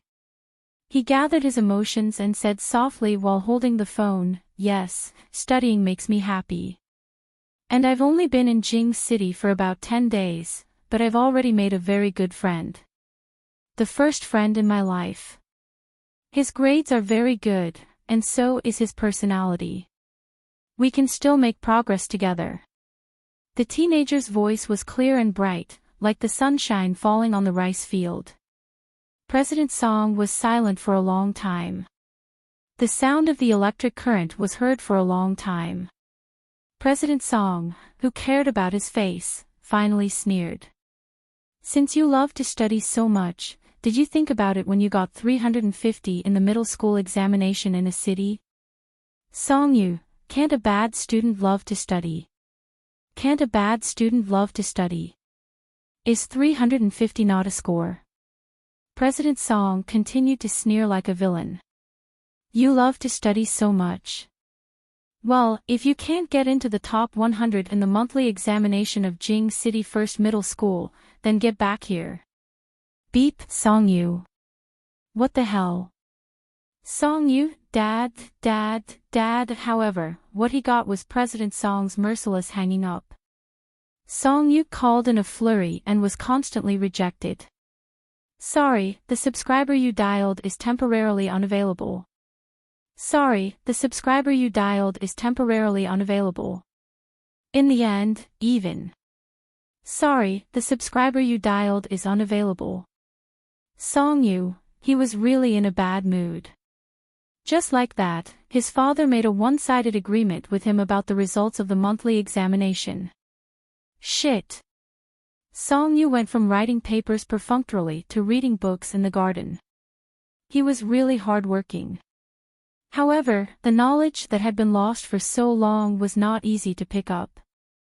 Before he even touched on trigonometric functions, the Pythagorean theorem was already giving him a headache. Song Yu put down his pen. He was in a terrible mood because of the four brothers, so he decided to vent his anger on the forum of Jing City First Middle School. He took out his phone, logged in, and entered the forum. It was the start of the school year, and posts were being refreshed very quickly. Father Song forced him to make a 1-month examination promise, and he was tortured mentally by garbage math for half a day. Song Yu was now a walking gas tank, the reincarnation of a pole on the playground. On this day, the forum of First Middle School was dominated by one person. "You're going to high school, what kind of cigarette is smoking?" 12L Your husband brother you, stealing the principal's cigarette and smoking it in front of him is the most impressive. 13L. 14L Can I get into your school with 287 marks in the middle school examination? 2L Your husband brother you, no. I handed in a blank paper in the middle school examination and impressed the principal with my courage. Can you do it, garbage? 3L, the person above seems familiar. 4L, it takes courage to get into first middle school. Repeat another year, little brother. Let's be each other's angel, okay? Why did you leave? 3L Your husband brother you, we don't have the same values. I want to be the god, but you don't want to be the messenger. 4L, brother you, why is it you again? 5L, XSWL online waiting for a messenger. Brothers, I've decided to hit on a girl in Moyo. She's my type, so I've decided to send a friend request later. How do you think I should send it? Should I introduce myself first? Let's talk about my situation first. Average height, looks, grades aren't bad, knows a little basketball, plays the guitar, piano, calligraphy, and is passable. So, what should I write on the application reason? 39L Your husband brother you, online dating, I like to play money. 40L, listen to brother you. 41L, listen to brother you plus 142L, I announce that brother you is now my new Prince Charming. 43L, as a girl, this kind of application reason is too heart-wrenching. Money isn't important, I just want to experience the feeling of online dating. Yesterday, I told my boyfriend that I had a fever of 40 degrees, and he replied that I was awesome. I want to ask, do you straight men only have one thing to say to comfort girls? Drink more warm water. Do you guys only know how to say fuck and awesome? Do you not know how to love at all? Brother you, I can't help it if that's what you think. 5L was speechless. 6L, OP, your comments are too weak. Look at brother you's comments. 7-1, brother you, I will go wherever there is a need to bicker. 8-1, brother you is late, but he's here. The reactions of the students of number 1 high school fell into the following 3 categories. Ha ha ha ha ha. Respondent.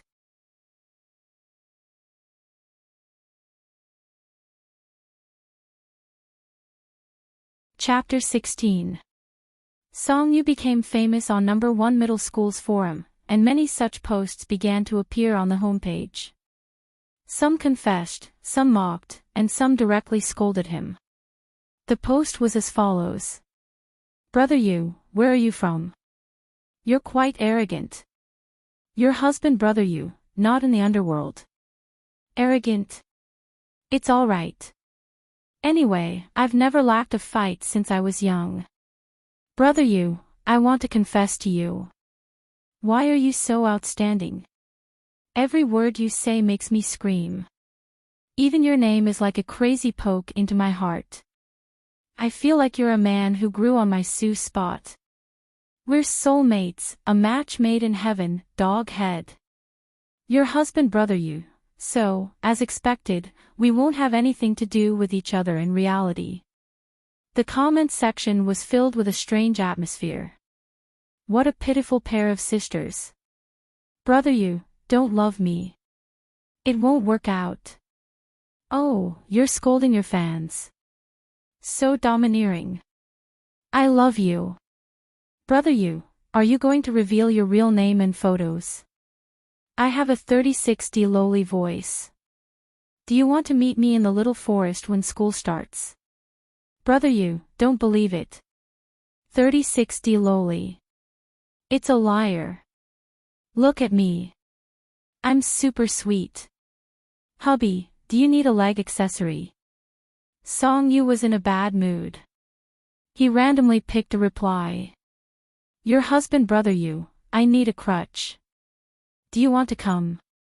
Behind him, there were more people confessing their love. Brother you, guess what uniform I like the most? Song Yu raised his eyebrows and sneered. Your husband brother you, subdued by me. Don't, sister. I won't fall for your trick. The onlookers.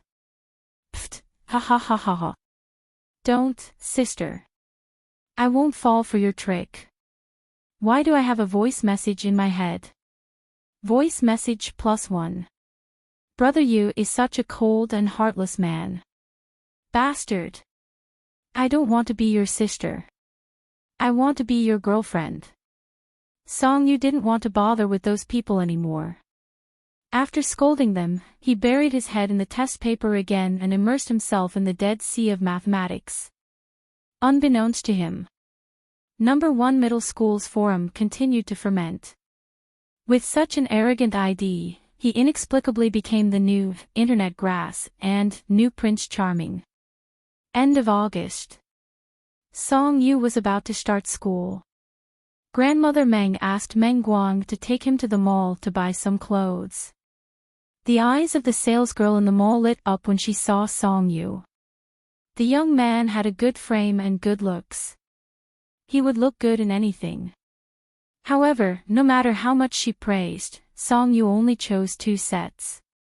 High school students took turns to change their uniforms throughout the year. There was no need to buy too many uniforms. Meng Guang stared at him for a long time before he clicked his tongue and said, "If you go to number 1 middle school like this, even if you can't become the school hunk, you can still become the class hunk." The corners of Song Yu's mouth twitched. He said seriously, "No, I want to be a top student." He wanted to get into the top 100 of his grade and wash away the humiliation of 350. Meng Guang laughed uncontrollably. "Oh, I didn't expect you to have such a high level of self-awareness." Song Yu didn't have a high level of self-awareness. He was forced by his father. When he thought about that damned mathematics, he gritted his teeth. On the way home, Meng Guang told him something in the car. Wang Beidan was arrested. Song Yu fastened his seatbelt and was stunned. "What?" Meng Guang smiled lazily at Yang Yang. He was caught doing drugs. There were surveillance cameras and voice recorders. There were witnesses and evidence. I don't know who did this to him. He was directly handed over to the police. Even the Wang family can't protect him. His life is over. TSK, it feels good. Song Yu smiled. He didn't care much about this canon Fodder who didn't exist in the original novel. At night, Song Yu found out that Grandmother Meng had arranged for him to stay in a single room in the teacher's dormitory. He was dumbfounded. "No, Grandma. I want to experience the 4-person dormitory in high school. It's lively. You know what I mean, right?" Grandmother Meng didn't understand. She slowly packed his luggage for him. "It's noisy with 4 people. You won't be able to sleep well." Song Yu, in the end, under his repeated requests, Grandmother Meng didn't send a group of bodyguards to escort him to school. Song Yu and Ma Xiaoding took Uncle Ma's car to number 1 middle school. In the car, Ma Xiaoding was very excited. "Brother Yu, it's very likely that we'll be in the same class." Song Yu was happy to have someone he knew. He smiled. "That's good." Uncle Ma held the steering wheel and nagged. "With your grades, you'll be in the last class at best. Old Madam arranged for you to be in the first class because she wanted to find a partner for young Master. Young Master is in poor health. You have to take care of him in school." Ma Xiaoding patted his chest. "Dad, don't worry. If anyone breaks Brother Yu's wings, I'll destroy his entire heaven." Uncle Ma didn't understand. "What's that? What wings?" Song Yu, Ma Xiaoding was indeed a teenager who didn't belong to the mainstream. As a key high school in the province, Jing City number 1 middle school still occupied a large area in Jing City, where every inch of land was expensive. School started in September. A large banner was hung at the school gate. Luxury cars gathered in front of the school gate and people came and went. The autumn air was refreshing. The fragrance of golden osmanthus wafted through the air. Song Yu got out of the car. He was wearing a white t-shirt and black trousers. He looked clean and simple. He immediately attracted a lot of attention. The teenager's skin was so white that it shone in the sun. His hair was soft and light brown. His eyelids were big and his pupils were dark, but his expression was calm. He was the kind of person who looked like a hypocrite at a glance. He looked obedient, but he was actually perverse. The camera flashed twice in their direction, and there was a click sound. Ma Xiaoding turned around and saw two female seniors taking pictures of them. They were laughing and whispering to each other while taking pictures. Their eyes were bright. Whoa, little girls taking pictures secretly. Ma Xiaoding felt a sense of responsibility to protect young master. He opened his arms very righteously and stood in front of Song Yu. He shouted at them, "What are you taking pictures of? Haven't you seen a handsome guy before?" Song Yu, the two girls on the other side quickly put away their phones and stuck out their tongues. His voice was so loud that it attracted everyone's attention at once. Under those gazes, Song Yu couldn't bear it anymore. He grabbed his arm and walked into the school. Ma Xiaoding's knight's mission and Chinibyu's soul were still burning. Holding the spirit of sacrificing himself to protect brother Yu, he walked and looked back. Don't take pictures of my brother Yu in the future. Take pictures of me if you like. Take pictures of me. Do you understand? The two girls, then you're awesome. Song Yu was amused by him. I think you can only live with Sadako for the rest of your life. Ma Xiaoding scratched his head. Ha! After entering the school, there was a boulevard first. Many people rode their bicycles through it. The greenery in number 1 middle school was very good. The teaching buildings were dotted with red walls. Song Yu lived in a quiet corner in the south of the school. They took the elevator to the 4th floor. As soon as they entered, the housekeeper had already cleaned the place. There was a living room, toilet, kitchen, bedroom, everything. Moreover, the lighting here was very good. The view was bright, and there was a small forest outside the window. After turning on the air conditioner, Ma Xiaoding sat on the sofa and bit a washed apple. Brother Yu, let's take a break first. Anyway, we have to go to the classroom at 7. He turned on the TV and changed to a children's channel. He hugged a pillow and watched with relish. Song Yu glanced at him. Don't you want to go to the dormitory first? Ma Xiaoding, no, I prepared it yesterday. I reserved a good seat in advance. He nodded. Song Yu ignored him and went to the bedroom to tidy up, filling the wardrobe. Then, from a pile of tutoring materials, he chose a high school mathematics textbook. He picked up a pen and decided to start his journey of hard work from the first night's self-study session. Grandmother Meng also specially hired a cook for him. Her surname was Bai, and she was very good at cooking. She must have been told in advance what he liked, so she made all the dishes he liked. While eating, Song Yu sent a message to Xie Sui. Where are you sitting? Save me a seat next to you. In order to avoid Wang Xi's harassment, he felt that it would be safer for him to sit next to Xie Sui. Moreover, Xie Sui was a top student. For Song Yu, who urgently needed to improve his grades, it was the best choice. A few minutes later, Xie Sui replied. Okay. Song Yu smiled happily.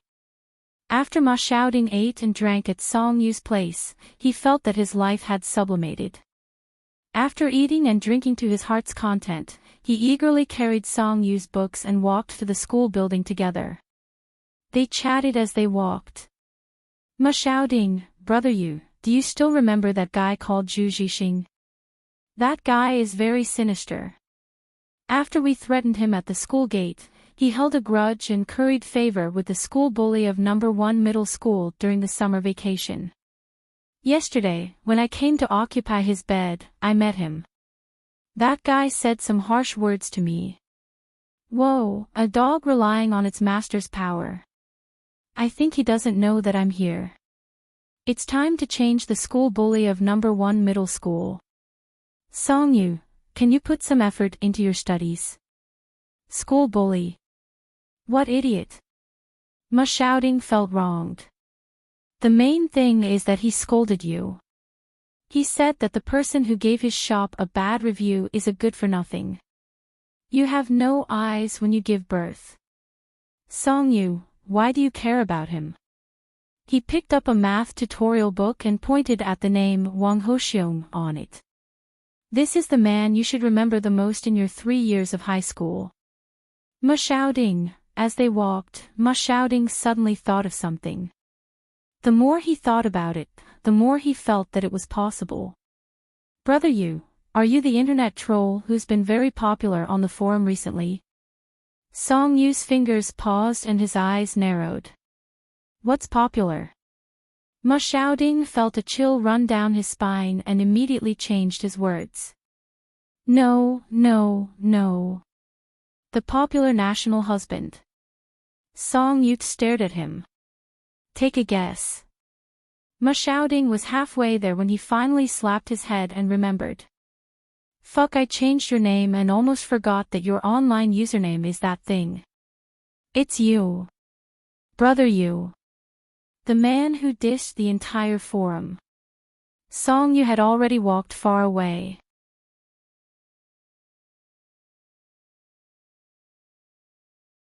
Chapter 17. Grade 1 Class 1 was on the 6th floor. When Song Yu and Ma Xiaoding entered, the classroom was already full of people. This class was introduced in gentle control. The students were either top-notch or rich. Many of them had known each other since junior high. They sat together. The girls were dressed up beautifully, and the boys were also dressed in branded clothes. You could tell the difference in class just by looking at their temperament and clothes. Most of the students who got in because of their grades were sitting in the corner. There was a thick stack of books on their desks before school started. They were wearing glasses, and their clothes were clean but plain. They looked a little reserved and awkward. They seemed a little out of place in the lively environment. Ma Xiaoding was very famous in experimental middle school. He was a thorn in the side, and many people knew him. Now that he was following behind a good-looking teenager, the atmosphere in the classroom suddenly became a little subtle. Song Yu looked around and saw the books that Xie Sui told him were there by the window at the back of the classroom. However, he was not there now. Song Yu glanced at him and said, "Sit there." "No problem. I'll listen to Brother Yu." Ma Xiaoding was entrusted by his father. Of course, he had to follow Song Yu at all times. Moreover, he quite liked Song Yu. He was born in a better family than the people he had known since he was a child. However, he did not put on airs at all. He was wholeheartedly focused on his studies. He was really a hard-working rich second-generation heir. He gave Brother Yu a thumbs up. Many girls in the classroom looked over and exchanged glances. They chatted on their cell phones in their girlfriends' group chat. What day is it today? A romantic encounter at the start of school. It's the second one. Oh, let's not beat around the bush. Sister, I want to date him. Which one? Which? 1. 2. Me. Both. But. Yes. The one in front almost broke my legs when he came in. He wants to be my husband. The one behind is so handsome that I'm blind. He wants to be my best friend. I think it's okay. I'm afraid you're dreaming. Wake up. No matter what, you have to give me a share. No, wait. Handsome number 2 is sitting in a strange position. Wow. He's sitting next to handsome guy number 1. I'm satisfied, sisters. He. If I can't get a man, no other woman can either. A handsome guy should be with another handsome guy. Trash Fujoshi, get out of the chat group. You're going to be kicked out. Men in real life are so hypocritical. Why don't you love Brother Yu with me? Let's have a one-on-one online romance. You're a scumbag and I'm blind. Ish, it's my Brother Yu. Brother you, don't, sister. I won't fall for your trick. JPG, scumbag brother you, stepped over the Sway's seat and sat by the window. The middle back was against the wall. When he was studying, it was the VIP seat for the bad students. He slept in class and played with his phone during the evening self-study session. The timing was perfect. Ma Xiaoding naturally sat behind him. She was full of curiosity and expectation about the new environment. He even greeted his deskmate warmly, "Hi." The boy with the black-rimmed glasses, fuck, wasn't this the school bully of their experimental high school? The boy's hand that was holding the thermos trembled. He wanted to cry but had no tears. Ma. Brother Ma, hello. Ma Xiaoding was overjoyed. He just wanted to build a good relationship with his deskmate. No, no, no. Good brother, don't stand on ceremony. Just call me Xiaoding.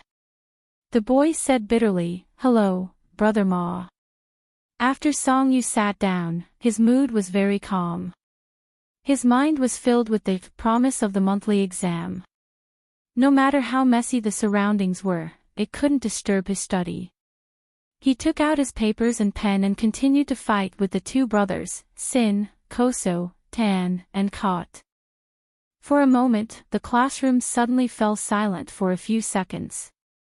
It was because of the beautiful boy who was sitting by the window and writing at a fast speed during the first evening self-study session. The light flowed on his face, bringing with it a gentle halo like a filter. Sui came back from the office with a stack of papers. The first thing he saw was Song Yu sitting next to him and quietly doing his homework. His long eyelashes were drooping, and his skin was dazzlingly fair. He was holding a pen and thinking hard. He was so obedient that it made his heart itch. Sui's dark eyes narrowed.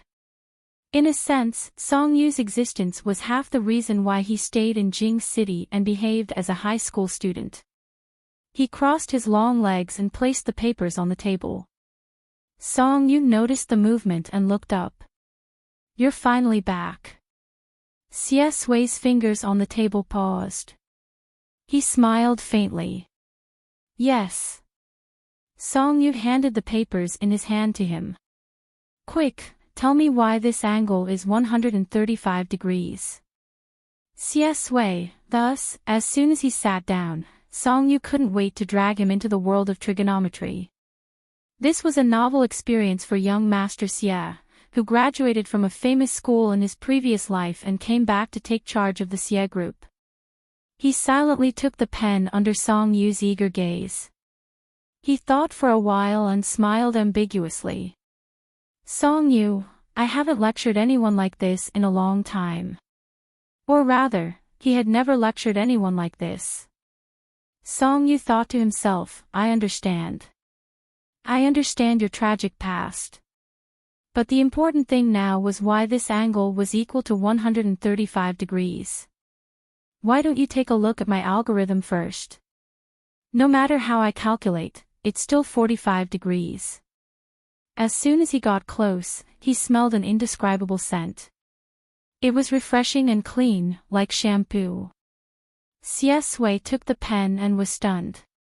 He didn't have any experience in lecturing and could only treat Song Yu as his opponent at the negotiating table. After taking a look at Song Yu's solution process, he felt that this opponent was unprecedentedly difficult to deal with. "Did you come up with this formula yourself? What a great idea. Normal people wouldn't dare to think like this. Did you really go to junior high school?" The young man's voice was cold and casual, but it pierced his heart like an arrow. Song Yu, fuck. He was no longer the well-behaved and shy young man from Linshui. Sui looked at Song Yu's drooping eyes and obviously dejected expression. He was stunned, adjusted his tone, and said, "But it's not all bad." Song Yu's ears twitched. His confidence that had been hit faintly came back to life. Sui said, at least in your solution process, you stepped on all the traps buried in this question. It's quite rare. Song Yu couldn't bear it anymore. He pressed his hand on the table and became furious with the incompetence of a bad student. I just want you to tell me why it's 135 degrees. Just get to the point, okay? Xie Sui's lips curved. He put away his bad taste and took the pen to write 3 lines of formulas on the test paper. That's it, 135 degrees. Song Yu's anger disappeared quickly. He took the test paper quietly and really did the calculation with the data. Ma Xiaoding and Shi Bowen, who were sitting behind them, widened their eyes and almost dropped their jaws.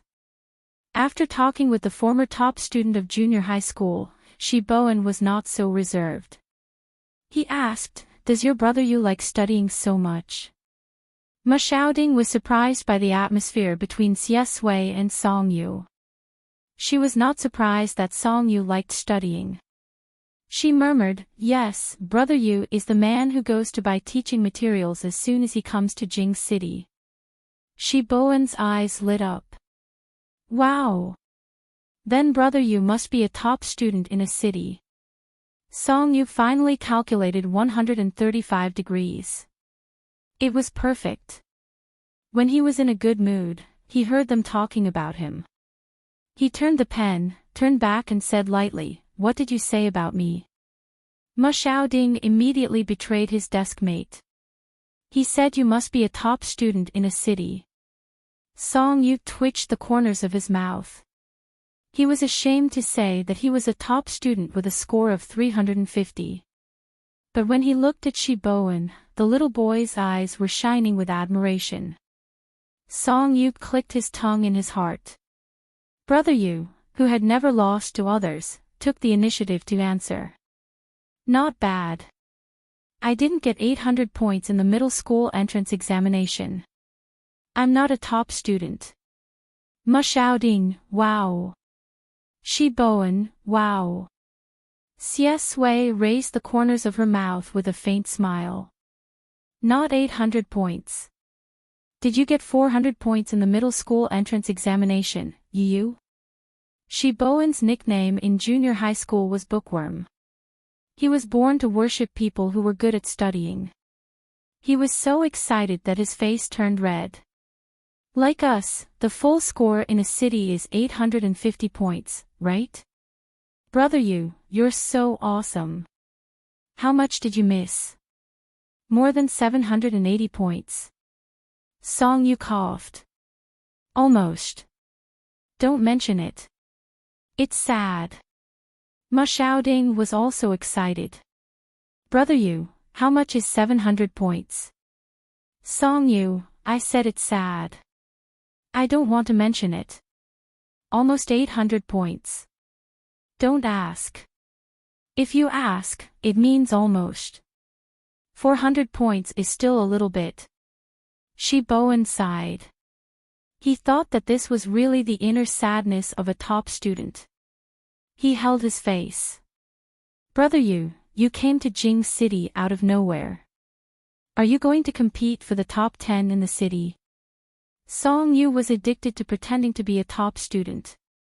He leaned back and twirled his pen with a smile. Not just the top 10.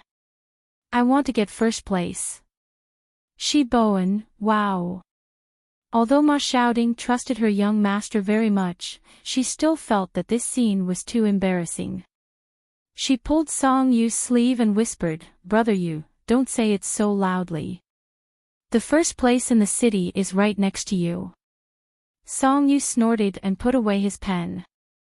He turned to Xie Sui and said, I want to get first place in the city. Xie Sui's peach blossom eyes curved. She said gently and elegantly, okay. Song Yu, I'm about to surpass you. Are you afraid? Xie Sui followed his advice and said lightly, yes. Shi Bowen hadn't had time to recover from the shock that the first place in the city was sitting in front of him. He was already shocked by Song Yu's actions. Ma Xiaoding was also shocked. Young master, aren't you a little reckless? while they were shocked speechless. Song Yu was calm and composed. See? I said to work hard. The first place in the city is afraid. What about you? Ma shouting and Shi Bowen couldn't say anything. Yes, yes, yes. As long as you're happy. Also, why did he feel that the relationship between his brother Yu and Xie Sui was very strange? Talking about a topic was like talking about love. Had the innocent straight man's mind become corrupted?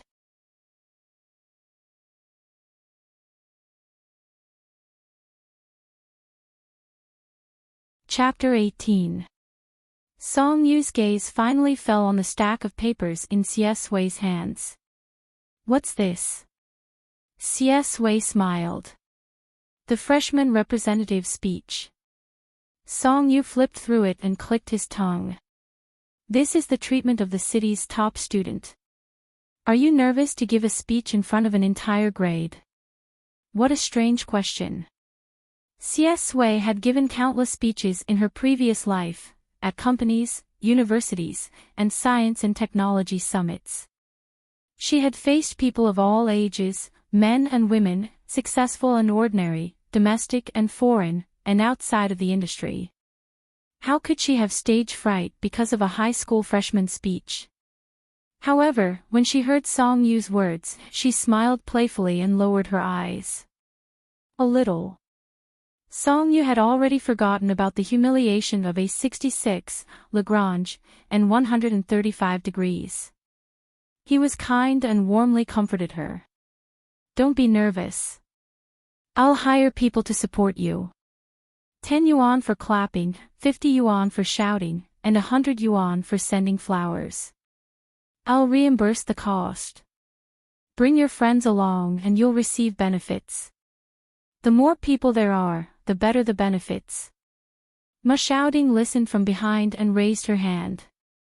Brother Yu, are there any extra rewards for acquaintances? Song Yu said indifferently, there are no extra rewards for acquaintances. You're free labor. Ma shouting withdrew her hand, feeling wronged. Shi Bowen laughed out loud. Xie Sui smiled. The classroom was noisy for about half an hour. The class teacher finally arrived. The class teacher of grade 1 class 1 was an English teacher. She was a woman with the surname O. She looked very young and wore high heels and a white spaghetti strap dress. She smelled of high-end perfume as soon as she entered. Song Yu had some impression of this female teacher. In gentle control, Xie Sui had been harassed and abused in high school.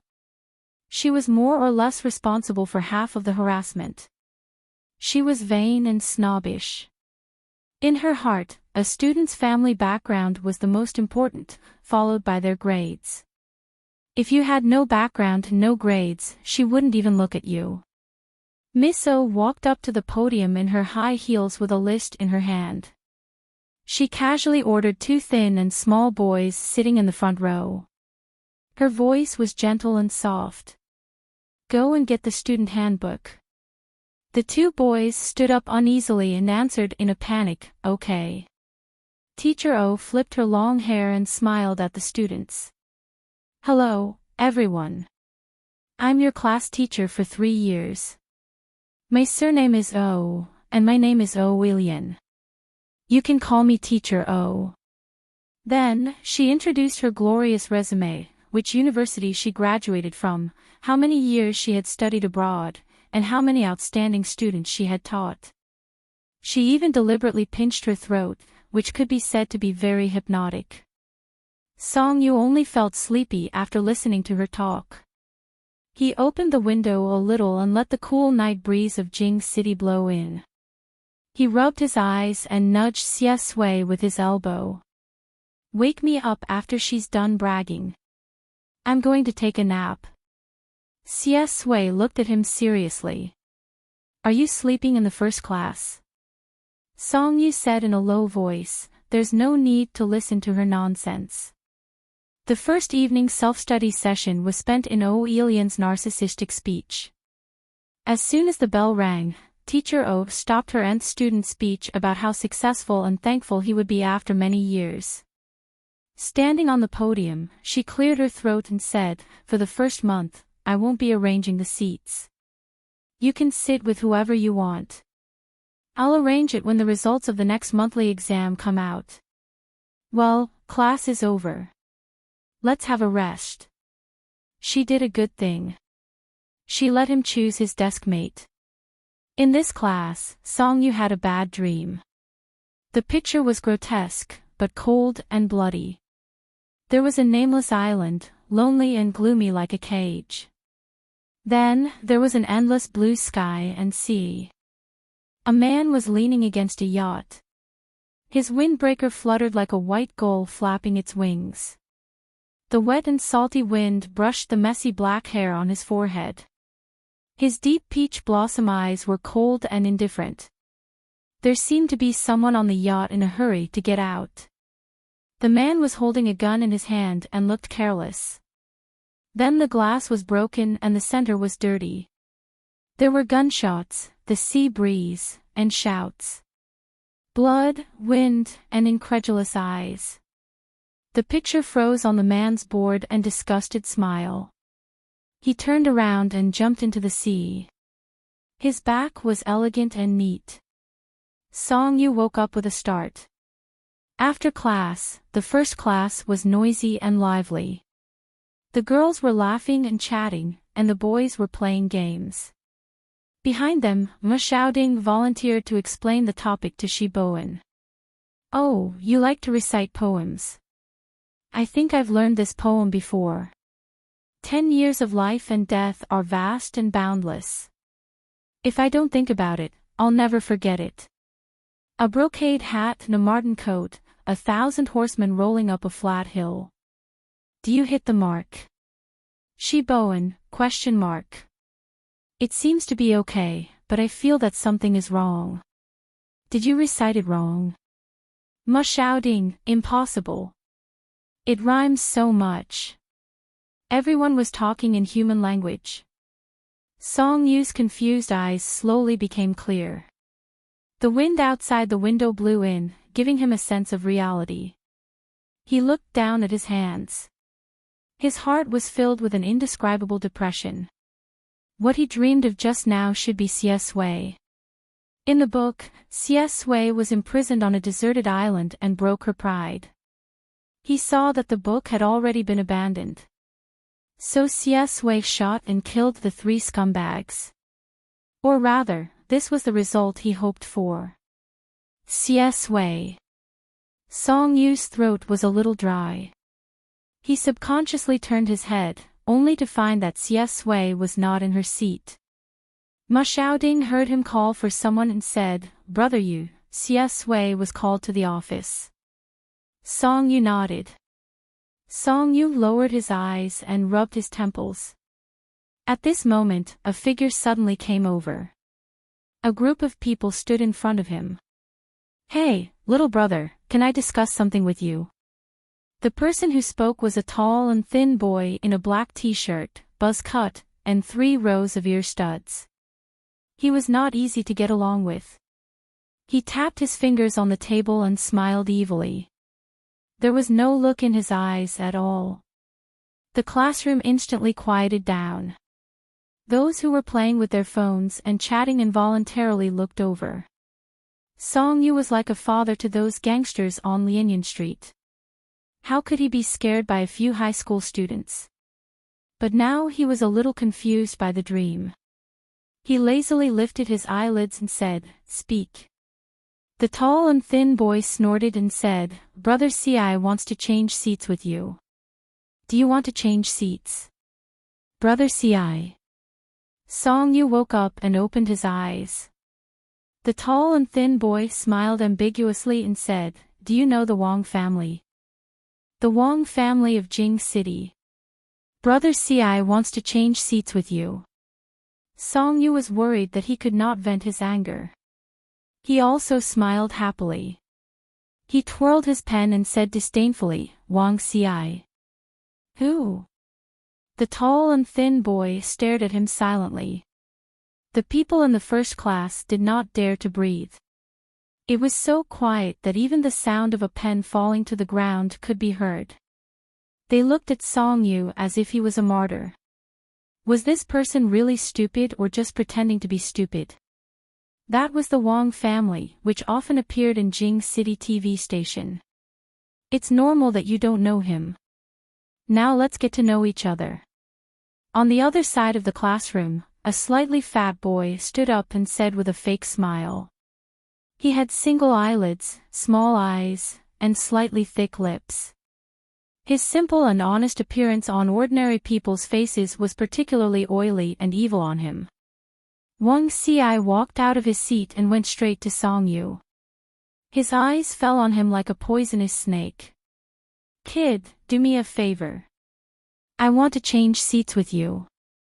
Wang Xi had hit the muzzle of a gun this time. Coincidentally, Song Yu had such a dream. He gnashed his teeth in anger at the scumbags in gentle control. He smiled and said, "Why should I do you a favor?" Hiss.